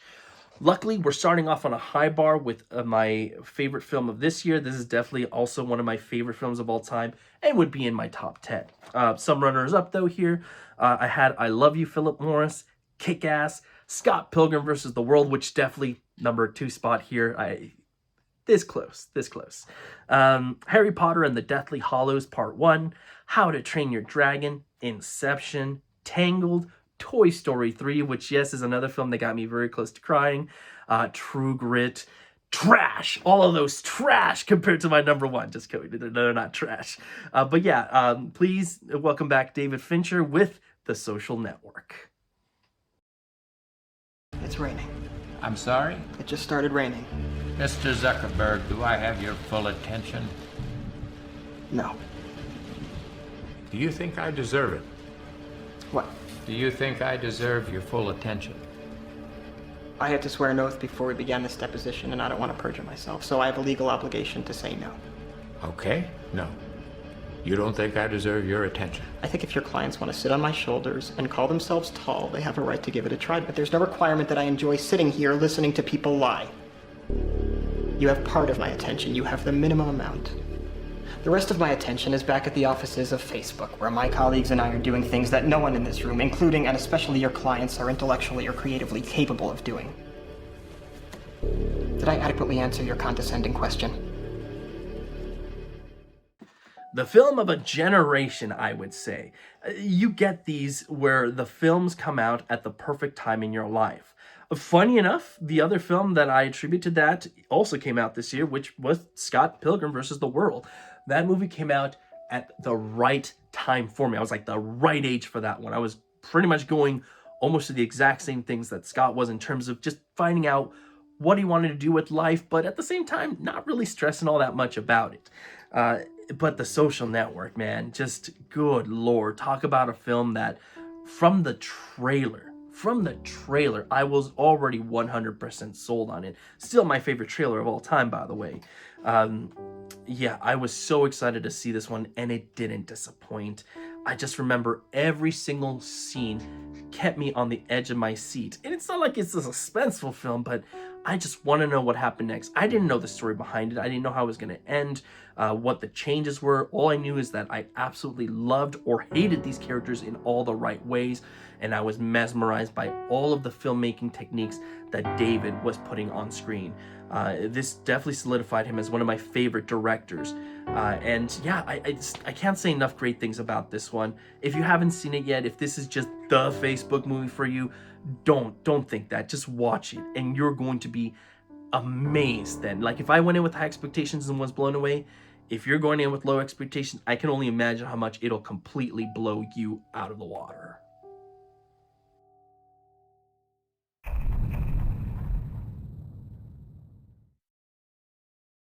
All right, guys, before we move on, I have my special guest who just woke up. It's Baby G!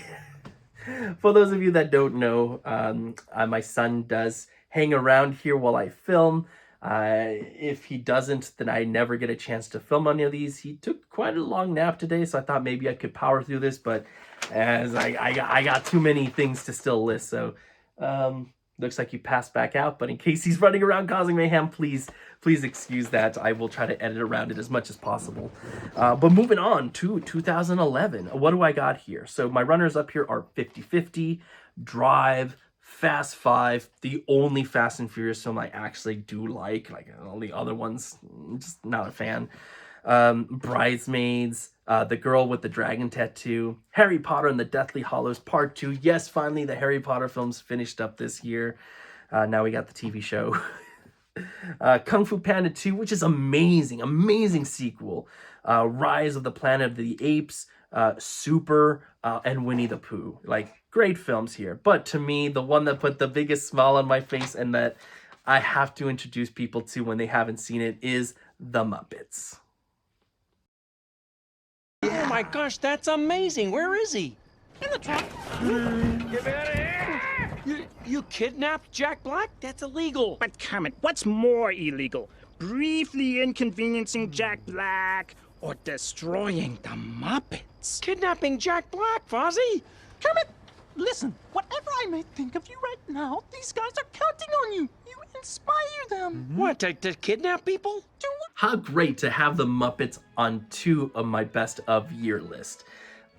As I just said, I love the freaking Muppets, and you put them in the right property and it's absolute gold, which is why it's so upsetting that like they cannot figure out what to do with these things. Like, come on, just look at everything that's worked in the past and do that, or just make another traditional Muppet show. You could do that and it would work. Trust me, guys. Why do you still try to like fuck things up? Anyways, happy thoughts, the Muppets. Yeah, look, if you are a Muppet fan, there's no reason you shouldn't have seen this film already. If you're not a Muppet fan, I don't think this one's gonna change your mind. This is just a nice, wholesome, like family-friendly film that, again, it's just going to put a smile on your face. There are some great, catchy songs here. And one even went on to win the Oscars, so I'm super happy to say the Muppets have an Oscar. And that's all there is to it. Again, like I said, the 2010s don't always have my favorite films of all time. So if this one had come out any other year, it probably wouldn't have made the list. But you know what? That's looking on the downside, and that's not what the Muppets are about. Positivity, man. Positivity. And I'm all for it. The Muppets on the list. Let's go.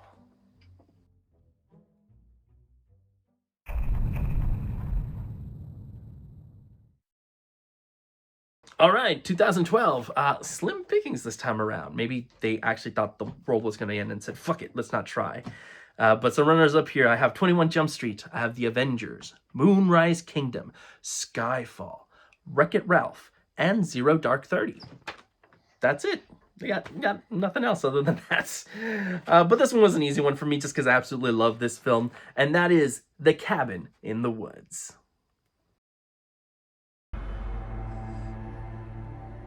Nemo, man, you gotta wake up. Your shit is topsy-turvy.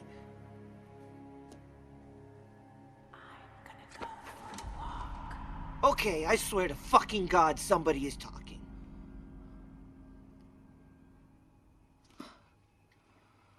I'm pretty sure someone is. Oh. No! What are you saying? Huh? What do you want? You think I'm a puppet, huh? You think I'm a puppet gonna do a little fucking puppet dance? I'm the boss of my own brain, so give it up.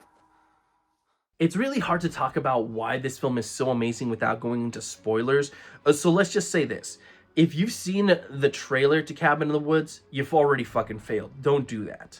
If you've heard the premise to Cabin in the Woods, and it's just the basics of, hey, these teens go into the woods where creepy shit starts to happen. Perfect. Just go in, just knowing that. And you're going to be in for an amazing time. Knowing exactly what the story entails completely diminishes your excitement of it. That's exactly how I went in, not knowing and just being so pleasantly surprised by it. So unfortunately, if this is a film that's been ruined for you already, I would still say see it, but yeah, just know that the whole kind of fun of it does get a little bit tainted, at least I found when I've shown it to people who already know. But it's still a fun time, and again, great characters, you can't beat that. Some great creative designs in here. That's really all I got to say. Just go watch it, especially if you don't know anything about it.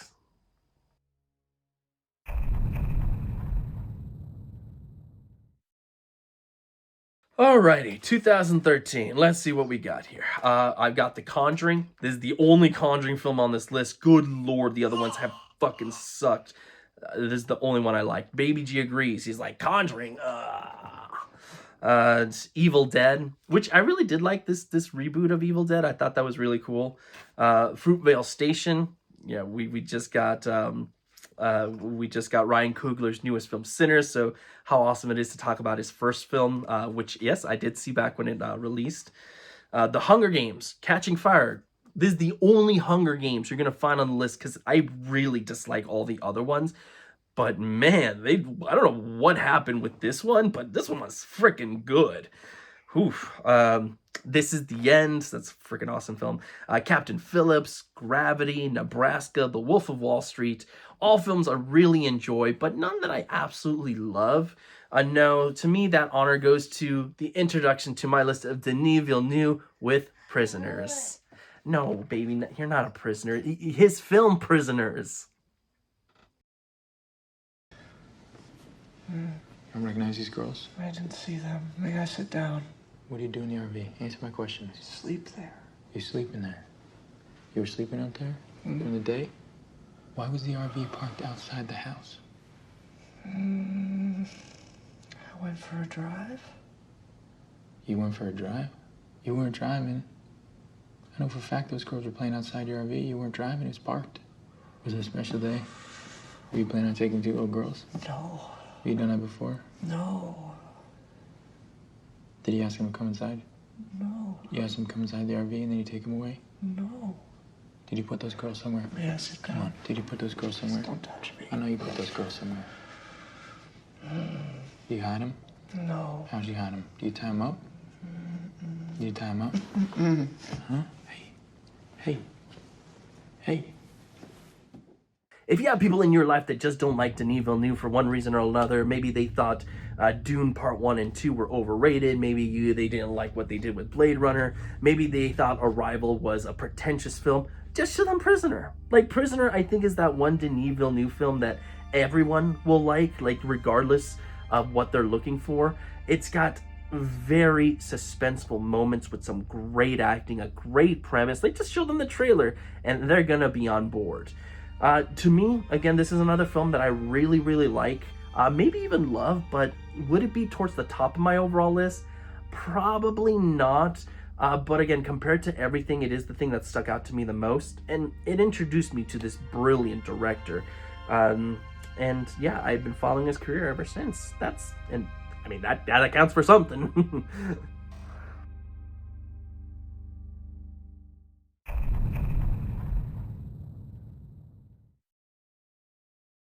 As I said, not every year of the 2000s was a complete dud, and 2014 most definitely wasn't. We're going back up to quite a bit of films that I really, really enjoyed. I had things like Edge of Tomorrow. John Wick got started this year. Birdman, which went on to win the Oscar. Captain America, The Winter Soldier. Gone Girl. Dawn of the Planet of the Apes, The Grand Budapest Hotel, Guardians of the Galaxy, How to Train Your Dragon 2, The Lego Movie, and Nightcrawler. All fantastic films I could easily put at the #1 spot. But I couldn't do it. Not this year. Because this year had one of my all-time favorite films, Whiplash. Were you rushing or were you dragging? I don't know. Start counting. 5, 6, 7. In 4, damn it! Look at me! 1, 2, 3, 4. 1, 2, 3, 4. 1, 2, 3. Now, was I rushing or was I dragging? Count again. 1, 2, 3, 4. 1, 2, 3, 4. 1, 2, 3, 4. Rushing or dragging? Rushing. So you do know the difference! If you deliberately sabotage my band, I will fuck you like a pig. Now, are you a rusher, or are you a dragger, or are you gonna be on my fucking time? I'm gonna be on your time. Whiplash came out of nowhere for me. I remember reading the Oscar nominees the morning of, and when I saw Whiplash in the Best Picture lineup, I thought, what? Whiplash? Like, what is that? Why haven't I even heard of it? And then I saw the trailer, and immediately my heart sank, and I was like, oh no, I don't know if I want to experience this film. But I did it, and I'm so freaking glad I did. Now, I'm not the type to clap at the end of a movie. I don't know. I've never been that type of person, but I couldn't help it. At the end of this one, I was just so pumped up.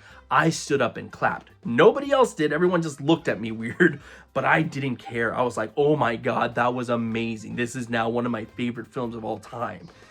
And only in hindsight did I realize, holy shit, maybe everybody else was onto how tragic of an ending that was, and I was the one left on the outside. Or maybe they just didn't care and I was too blinded by the moment to really notice what was going on. But in hindsight, it's still a freaking amazing movie. Yes, the ending is tragic when you start to think about it, but the highs are just too damn high. The performances are so damn good. This is definitely one of J.K. Simmons' best performances of all time, if not his absolute best. Won the Oscar, very well deserved. One of my favorite Oscar wins of all time. And yeah, this is a film that I easily put on for others if they've never seen it before, just because I know that they're going to be feeling that gut punch like I did the first time I saw it. And yeah, I just, nothing else to say other than it's a terrific film that you need to watch.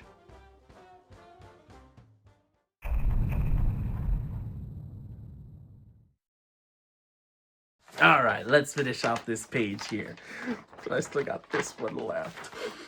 Anyways, what do I got for 2015? I have Bone Tomahawk, Kingsman, The Secret Service, Krampus, Creed, Ex Machina, The Hateful Eight, Sicario, and Mad Max Fury Road, which I know, yeah, probably should be at the #1 spot here, but sorry, I like one film just a little bit more, and that is Straight Outta Compton.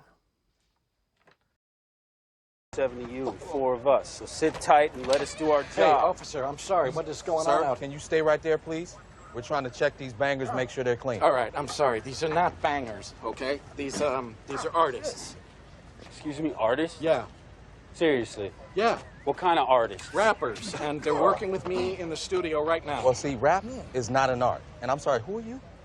I'm the manager. Well, you're wasting your time, Mr. Manager. You gotta be kidding me. You're wasting your time. Really? These clients of yours, these Yeah? rappers, Yeah. they look like gang members. You can't come down here and arrest people just because of what they look like. Are you crazy? But that's police harassment. You said you're a manager, right? Yeah. Not a fucking lawyer. Does that matter? You cannot come down here and harass these guys because they're black. People have rights. Step back. All right, Step fine. back. I'll step back. You let them up. Get up, guys. Can I just say how amazed I am that I really love Straight Outta Compton as much as I do? Like, I was prepared to go in and see a good film, but to see this amazing of a movie just was mind-blowing to me. Like, I didn't really know the story too much about NWA, about these other rap groups. Like, I knew a little bit, but I mean, look at me. Like, I'm not white, but I might as well be with how pale I am. So I really didn't grow up with a lot of rap music. So this was totally a new world for me, especially older rap music. I didn't really get into it until much later in life. But yeah, man, I came out of the theater and I immediately wanted to go back in and see it. This is a film I immediately wanted to like grab like my parents, my friends, and be like, no, let's go see this film, just so I would have an excuse to watch it again and show it off at the same time. But yeah, just fantastic. If you don't know the history of these musicians, definitely watch it. And even if you do know the history, I think this is just a great watch in general. Like, you're definitely gonna have like memories flooding back to you. I mean, not me obviously, but if you are aware of it, then those memories are sure to flood back. Otherwise, it's still just a great film, which is a tragedy that it didn't get more Oscar nominations than it did. I think it just got one lone nomination for screenplay, and that was it. I know, baby, what a tragedy. Fuck the Oscars. Fuck 'em.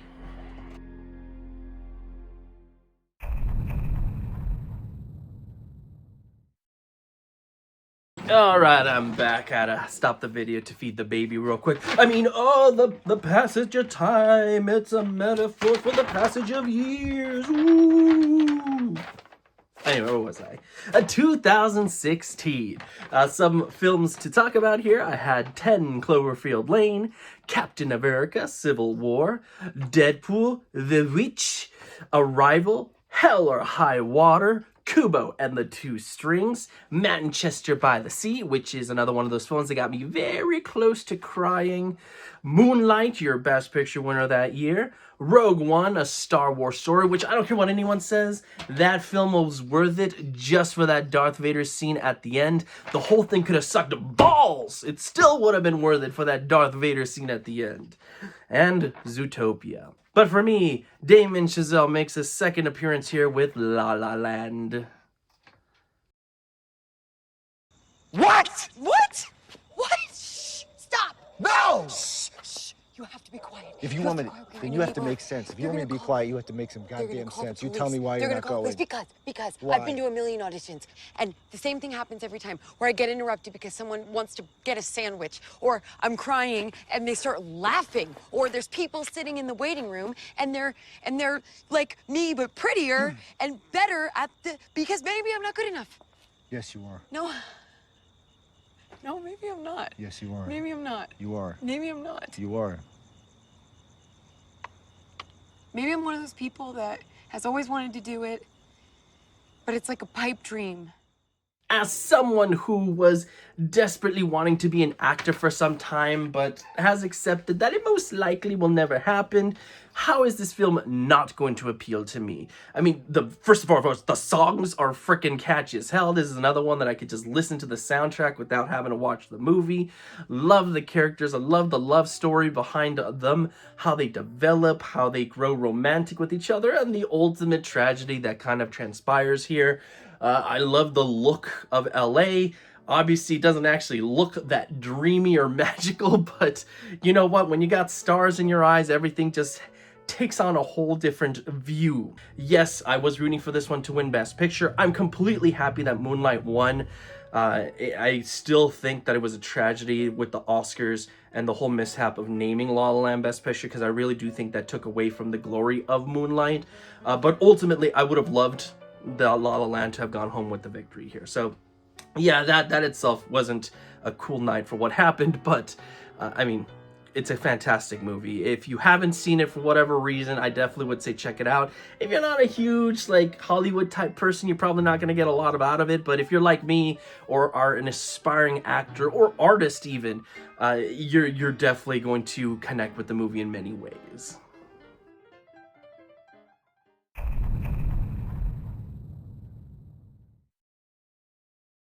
Alrighty, moving on to 2017. We're almost done with the decade here. What do I got? I've got It. I've got John Wick Chapter 2. I got Your Name. I got The Big Sick. I've got Coco. I've got Get Out. Guardians of the Galaxy Volume 2. Logan. Molly's Game. 3 Billboards Outside Ebbing, Missouri. And then, of course, my favorite of the year, Baby Driver. I just love smoking pigs.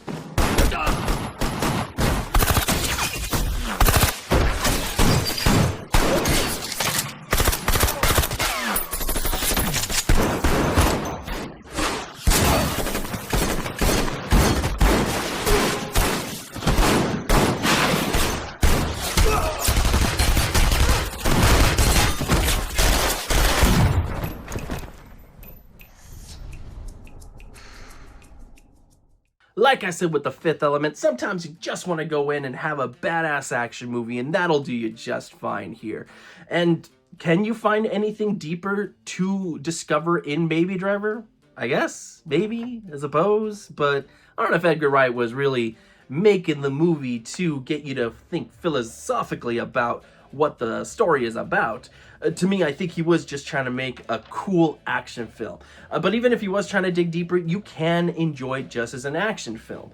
I like the characters here a lot. I like the action. I like the romance between the leads. There's some really cool writing here.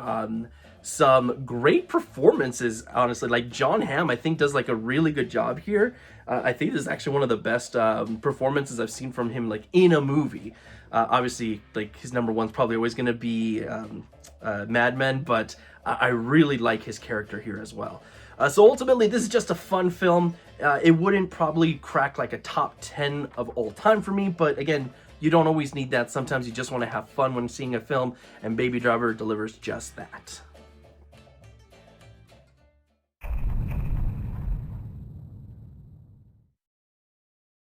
So there was a small stretch of time where my favorite film of the year was not cracking into the Oscars whatsoever. Like, they were just completely dismissing what my all-time favorite of each year was. And for a moment, I actually thought, man, am I just like evolving past the Oscars? Do I just have terrible taste in movies? What the fuck's going on?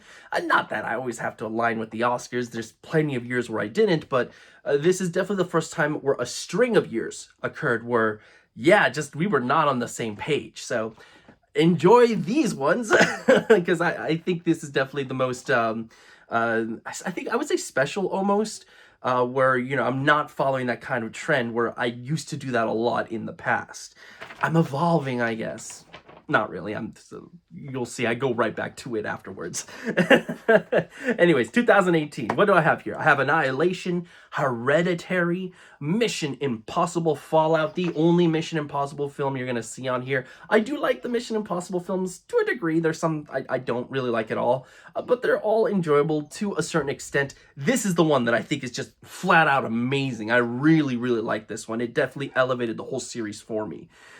Game Night, that one's a really fun film. Won't You Be My Neighbor? It's still a tragedy that got shut out of the Oscars. I have Avengers, Infinity War, Black Klansman, Can You Ever Forgive Me, Isle of Dogs, and Spider-Man Into the Spider-Verse. But yeah, as I said, my favorite film this year didn't crack into the Oscars whatsoever, and that film was Blindspotting. Nigga, why are there 6 guns in your car, Dad? Oh, Colin, man, I like yours right here. Yo, that this is dope. not mine. Look at Also, that. stop pointing that shit at me. They're not loaded, bro. Those are for sure loaded. Okay. See, right? Curfew. It's almost 11. I ain't trying to go back to jail. $200 Please let me out the fucking car. Not Colin's gun. Let the record show this is not Colin's gun. All right, give me that. Oh, shit. Get the fuck out. I just got an Uber pickup. You got it. Motherfucker, is this an Uber? Hell yeah. For a while, I had gone to the movies and realized that I hadn't really laughed out loud to a lot of films. Like, I can find a funny movie enjoyable. I can smile, maybe chuckle at it, but like full-on like laughter. At this point in time in my life, I realized it had been quite some time since the last moment that occurred. So when I went to go see this film, it was far and away a pleasant surprise to find myself actually laughing throughout the film. But this one does something that I think really works with comedies, and that's it mixes the dramatic moments with the comedic in a very satisfying way. And I think it's really, really hard to do it. I always turn to like the Marvel films where you'll have a serious moment and then somebody has to break the whole damn tension with a joke, and it just doesn't work. I really hate the way that it's implemented in Marvel films. This is a drama with comedic elements throughout, and this is completely different than a dark comedy. You're supposed to laugh at the funny moments here, and you're supposed to feel bad or in suspense during the dramatic moments, and blending these two don't always go well together. So kudos for this film for making me appreciate that aspect all the more and making me realize this important facet that a lot of people seem to drop the ball on. Yeah, even in my late years, I'm still learning lessons.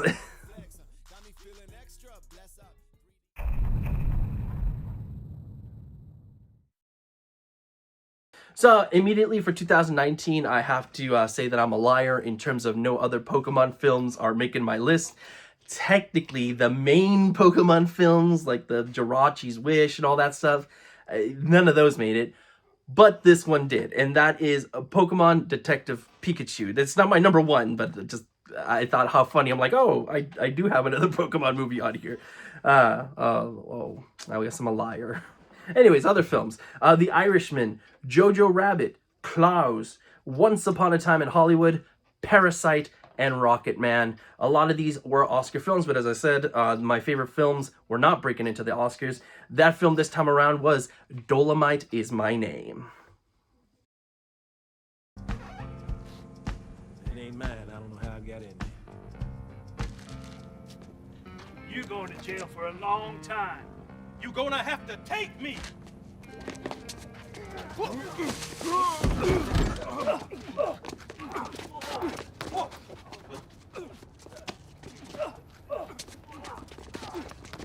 Cut!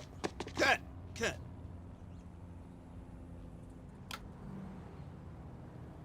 Is there any angle that you could shoot this where it looks like he's actually kicking him? There's no such angle. Roll it. Once again, this is a film that came out in the perfect time in my life because this really was around the time that I was kind of coming to accept that maybe I wasn't made to be an actor. It was just kind of a realization I think a lot of us who pursue that passion have to come to terms with. And when this film came out and you had someone who was kind of in a similar shoes of wanting to be famous and realizing that he was later on in life, that his time was probably slipping away, he wasn't gonna be able to achieve that, but took hold of his destiny and made it work, that's awesome. That inspired me. Once again, I'm so glad that I'm still learning lessons later on in life. And just, you know, there's always new directions you can take. It's never too late. So if you've kind of already settled that, hey, your dream's not gonna happen, there are various ways to make it come true, even if it's not directly with what it is that you want to do. Don't give up. That's ultimately what the message here is. Don't give up. And I thank this movie for kind of reteaching me that lesson.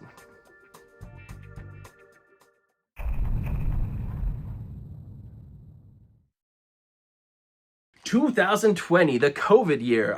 Yeah, this one's pretty rough. In fact, I think this might actually be the least amount of movies that I have on my list. So let's just get the backup ones out of the way. I have Bad Education on here. I have Hamilton, which, yes, is a play, but this is when, like, the movie, not movie version, I don't know, the recording of the play was released on Disney+, so I'm gonna count it. Sonic the Hedgehog came out this year. The Vast of Night.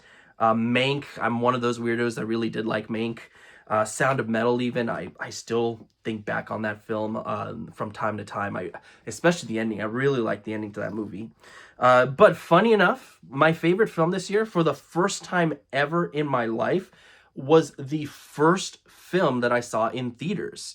Yeah, think about that. If the first film you saw in theaters, like in January, like there was nothing that was gonna beat that. That's kind of a sad thing to think about, but that was the case here. My favorite film, welcoming back Guy Ritchie again, is The Gentleman. Come on. Chew. Problem. Yeah? Do it, chef him, bro. Fucking do it, Stick man. in your Fucking do it. I like fuck. Now, if you're gonna stab Trigger. Don't, dance. What are you, like a Four Tops tribute act or something? The Four Skins! The Redskins! Whoa, whoa, whoa, here come the Indians! Bit of the old Northern soul, is it, boys? Putting the gay back in Marvin Gaye. I'm on fire over here, lads. Come on, I need some back and forth. Come on, what do you got for me? What do you got for me? Now make it quick. Make it funny. Fuck you! Jeez, that's disappointing. No, not that. Go again. Go again. Now, make it sharp. Cut me with it. Fucking do it, lad. Fucking do it. I'm fucking do it, Yeah, bro. come on. Do it. Oh, shit. Ah! Come on, nigga, dickhead. Ah, back to where? Ah! My eyes. Yous are embarrassing yourself here, lads.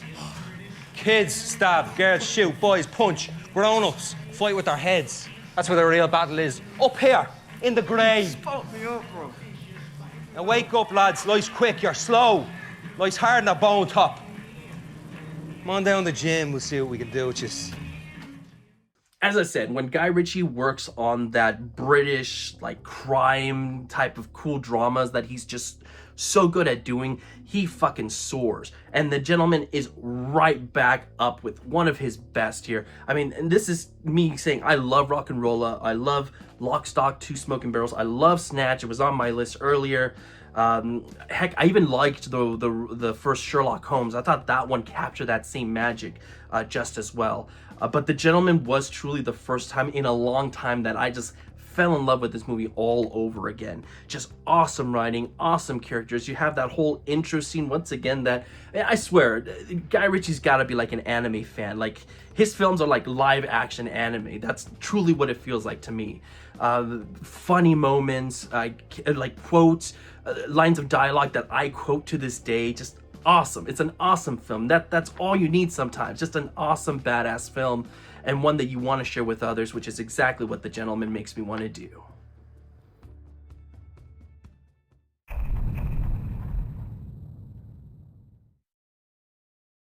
And this is the last year where the film that I loved the most didn't make it into the Oscars. Though this one was pretty close, I feel. Like, I feel it was right on the cusp, just needed a little bit more of a push. But first, couple of runners up here.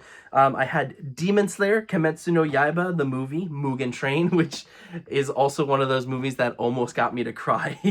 Yeah, who would have thunk it here? The Father, which also, back-to-back movies here that almost made me cry. Judas and the Black Messiah, Mass, Nobody, Spider-Man, No Way Home, Dune, The Mitchells versus the Machines, The Power of the Dog. So a lot of very solid picks here. Not bad for the year coming right off of COVID. But for me, another film that actually got me pretty close to crying, and one that I think like needs to be talked about more, is Pig. Everyone loves it here. This is a huge success. Why didn't you open your pub? I don't know that I really wanted. I mean, that was such a long time ago. When I fired you, I asked you what you wanted to do. You said you have a few rooms upstairs. A real English pub.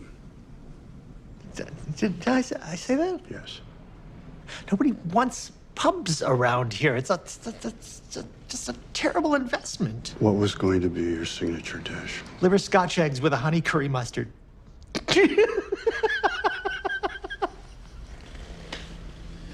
They're not real. You get that, right? None of it is real. The critics aren't real. The customers aren't real. Because this isn't real. What a unique film Pig is. I remember it being marketed like John Wick, but like instead of a dog, it was a pig. And man, that couldn't have been further from the truth. Which, by the way, I'm very happy Nicolas Cage is in one of these. I don't think I have any single film, a favorite film with him in it. So nice to see him on the list here at the very top. But yeah, just if you're going in with the mentality that this is John Wick, you're going to be disappointed. This is more of a slow burn. It is a pig that got stolen from this man who used to live this life as a chef, like a really respected chef, and just his journey to get this animal back. And man, does it take some weird turns. really cool, weird turns. I've always appreciated when a film just gets a little bit weird there. But ultimately, this film has a lot of heart and soul. This is like a drama that's it's really gonna touch you in ways that you probably didn't expect to be. And yeah, just like the whole finale or towards the end, there's some scenes there that I'll admit, like, I got pretty close to crying as well. I know my wife said she was really tearing up towards those end moments as well. So just on that note, if you want something truly impactful, I think this film's gonna do it. Just again, don't expect this to be an action film. That's not the type of film it is. The trailer does that disservice to it. It's a slow burn, but if you appreciate those type of films, you're gonna love this one.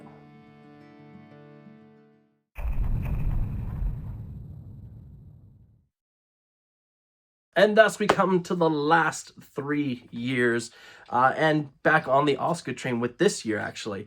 So let's talk about some other films that I thought about putting at number 1, but this is actually a year that I found pretty easy to pick a number 1 at. In fact, these next 3 years were pretty easy for me to pick the number 1. So let's get started here. Some runners-up. I had Apollo 10.5, A Space Age Childhood. This goes back to what I said about, I love films about life. I didn't grow up in this era, but you feel very familiar tones no matter what decade you grew up in, what generation you grew up in. There are certain things that just transcend boundaries that you can connect with, and this one just does such a damn good job of doing that. Sorry, I just want to talk a little bit extra here just because I think this film very undervalued. I think more people really need to see it just because it could be a classic if more eyes are on it. Anyway, Barbarian, Bullet Train, The Menu, Pearl, Sonic the Hedgehog 2, The Banshees of Inisherin, The Batman, a lot of those this year, Guillermo del Toro's Pinocchio, Puss in Boots, The Last Wish, which is one of the best surprises of the year, and Turning Red. Yeah, just very, very solid year overall. But for me, definitely, without question, my favorite film this year was Everything Everywhere All at Once.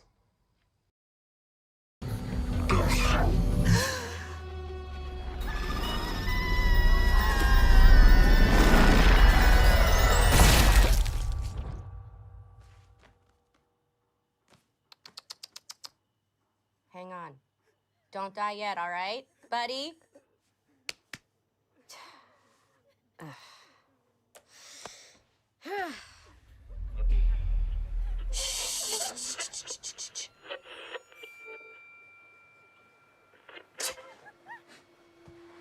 It's not her.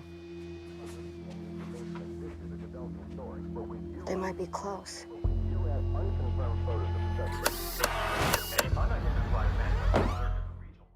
I truly do think that this film going on to win the Oscar shows that the Academy is starting to open up its mindset to award the weird, to award even the horror. Like, you've gotten so many horror nominations and potential wins in just recent years. I know a lot of people turn to like 2018 with Hereditary and how that one just got completely shut out. But at some point, there's going to be a turn. There's going to be trends that change, and the Oscars are no different. And I'm starting to see that. And to me, it really started here with Everything Everywhere All at Once. For them to go so hard into the film and really love it that much. And I see why. Like, this film is one of those ones that it's going to mean different things to different people. I've known people that absolutely hated this film, that they wanted to turn it off midway through. They powered through it, and that wasn't enough. And I've shown this film to friends that cried. Like, they connected so much with it, they started crying. You have all spectrums here, and wherever you land, it's going to make some sort of impact. Because I'll tell you what, even the person that hated it will still bring it up to me from time to time. It's like, man, remember when you showed me that movie? That sucked. I still think about that from time to time. Cool, you're still thinking about the movie, even though you hated it. That's awesome. So this is just a film that I think is going to stand the test of time. I think that it is so zany, it's so bonkers that, again, even if you hate it, it's impossible to forget it. So well on this one for going on to win Best Picture. And to me, and even if it didn't, this would definitely still be my favorite film of that year.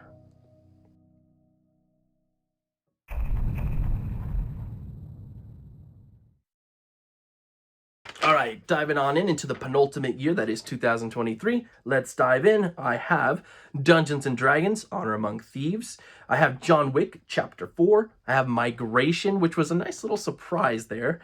The Super Mario Bros. Movie, yes, I'm finally loving that video game movies are starting to make such a big splash at the Oscars. Again, I was listing the Sonic movies. I was listing the Pikachu movie. But these are finally being taken seriously. Finally. That's freaking awesome. Teenage Mutant Ninja Turtles, Mutant Mayhem. How awesome to see a childhood favorite come back. That's because even when you had like the Michael Bay ones, like good Lord, I just didn't care. I never watched the cartoons again. I never thought I would connect with a Teenage Mutant Ninja Turtle movie ever again, and this one did it for me, so kudos to that. Tetris had a movie come out this year about how it came to be, if you will, and get into the hands of everybody. That was really cool. American Fiction, Oppenheimer, finally got Christopher Nolan his Oscar. Poor Things, Spider-Man, Across the Spider-Verse. But many of you will know that my favorite film, if you've been watching my channel for an extended period of time, this year was The Holdovers. He had his heart set on Swarthmore. And he had the grades, but I didn't have the money. Even with financial aid, it wasn't enough. So, when he got called up and no student deferment, off he went. Do you know what he said to me? He said, "Hey, Ma, look at the upside. When I get discharged, I can go to college on a GI Bill." College.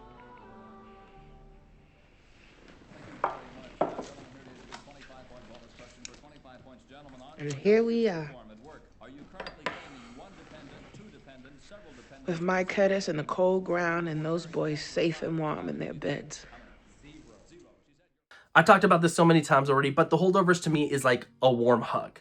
Everybody likes to experience a hug in some way or form. Even if you don't like being touched, there is something like comforting about just being held in a certain way. And to me, that's what this film is. It's so comforting just to watch it. You feel good watching it, even though there are some tragic moments in it. The connection between these two lead characters is something I think any of us can connect with. We've either been the boy that have looked up to someone who we grew to appreciate, who we grew to respect. Oh, we've been that mentor in life. I've been on both sides of that. I have looked up to people that I've wanted to follow, and I've been that person to others. I've had people come up to me and tell me that. So getting to feel that from both sides is especially moving to me, and to see it done in movie form, again, just it touches me like nothing else. I get this might not be everybody's favorite, but to me, this is now a staple. Like, I want to watch this every single Christmas. The Muppet Christmas Carol to me, only obviously it's later in life, so I'll probably never watch it as much as that film, but if you haven't seen it, please do so. It is definitely well worth the watch.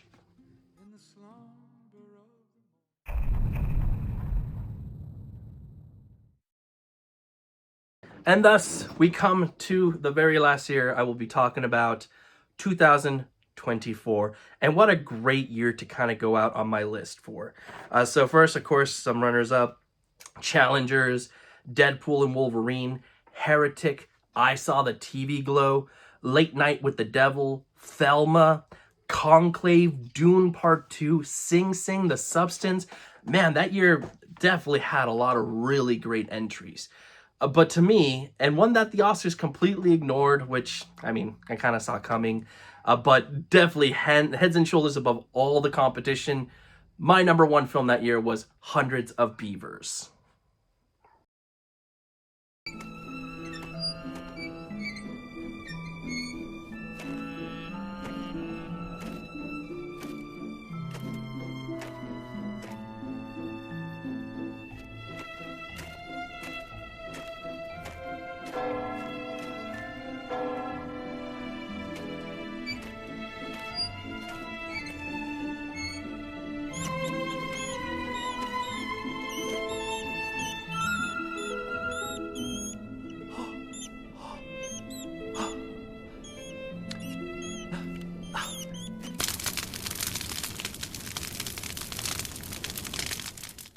Good lord, the amount of work that must have gone to getting this movie done. And it was just made by like a couple of friends. This, again, gives me hope that maybe one day in the future, my friends and I will just be like, let's just fucking film a movie and just get it done. But even if I don't, man, I can appreciate everything that went into this one. Like, to this day, I don't think I've seen anything as original, as creative, as inventive, as funny. I've not laughed this loud in a long time. Like, I can't think of the last time that I truly just busted out laughing so unexpectedly. Here's the story. I actually watched this movie on my phone. I was in the hospital. My wife had just given birth to our son, and obviously we had to stay there for a couple of days. So we're just kind of killing time however we can. And I'm like, okay, well, I'm going to watch this film. A lot of people were talking good things about it. And I was just watching it. And there's one scene, which I don't want to ruin just because it's like my favorite scene. I just immediately started laughing and I could not control myself. And right there, I knew, holy shit, I gotta show this to other people. This is so good. So yes, again, those type of experiences don't come around very often, so you really gotta treasure them when they come around. So if you haven't seen it, please do so. It's like, you can watch it anywhere. This is probably one of the easiest movies to like just go out and find. I think it's like free on YouTube. I think it's like on Tubi or whatever. Just find it. It's, even if you have to pay for it, it's like $2, I think. And it is well worth it. It's well worth being in your collection. Hands down, my favorite film of that year. And that's my life. That's all I got, ladies and gentlemen. Now, obviously, as I said, the list can change. Like 10 years from now, 20 years from now, I'll probably be a completely different person. In fact, most likely be a completely different person. So if I ever do something like this again, where I just want to list everything and go all the way back to the start, maybe some things will change. So again, give me your suggestions down below. And one last thing that I know you guys are probably thinking about, well, what about 2025? What about this year? We're already at the end of it. Can't you give us your favorite from this year? Well, I could, but here's the thing. I haven't seen absolutely everything yet, and I feel it would be unfair to do so without checking out the movies that I'm really looking forward to. This isn't like previous years where, you know, when am I going to go back and see those films? Who knows? Here, I've still got things on my plate that I'm definitely going to be checking out. So until I do so, I don't want to make an official proclamation of what my favorite is. But if you want to know, I do have a special video coming out very soon. It is my December Oscar predictions if I picked the nominees. And of course, if I picked the nominees, I would pick my favorite movies, right? So keep a lookout for that one. I'm going to have a couple of extra goodies in that video as well. So that'll kind of give you an idea of where I sit right here in the moment. But more than likely, it might change. Who knows? Maybe not. But there's that answer for you in case you want to know what my favorite film of 2025 is. So until that video, everybody, like always, stay safe out there. Drop your list in the comments below or link me to your video. Like, I'll check out your video if this inspired you to create your own. And of course, have a good one.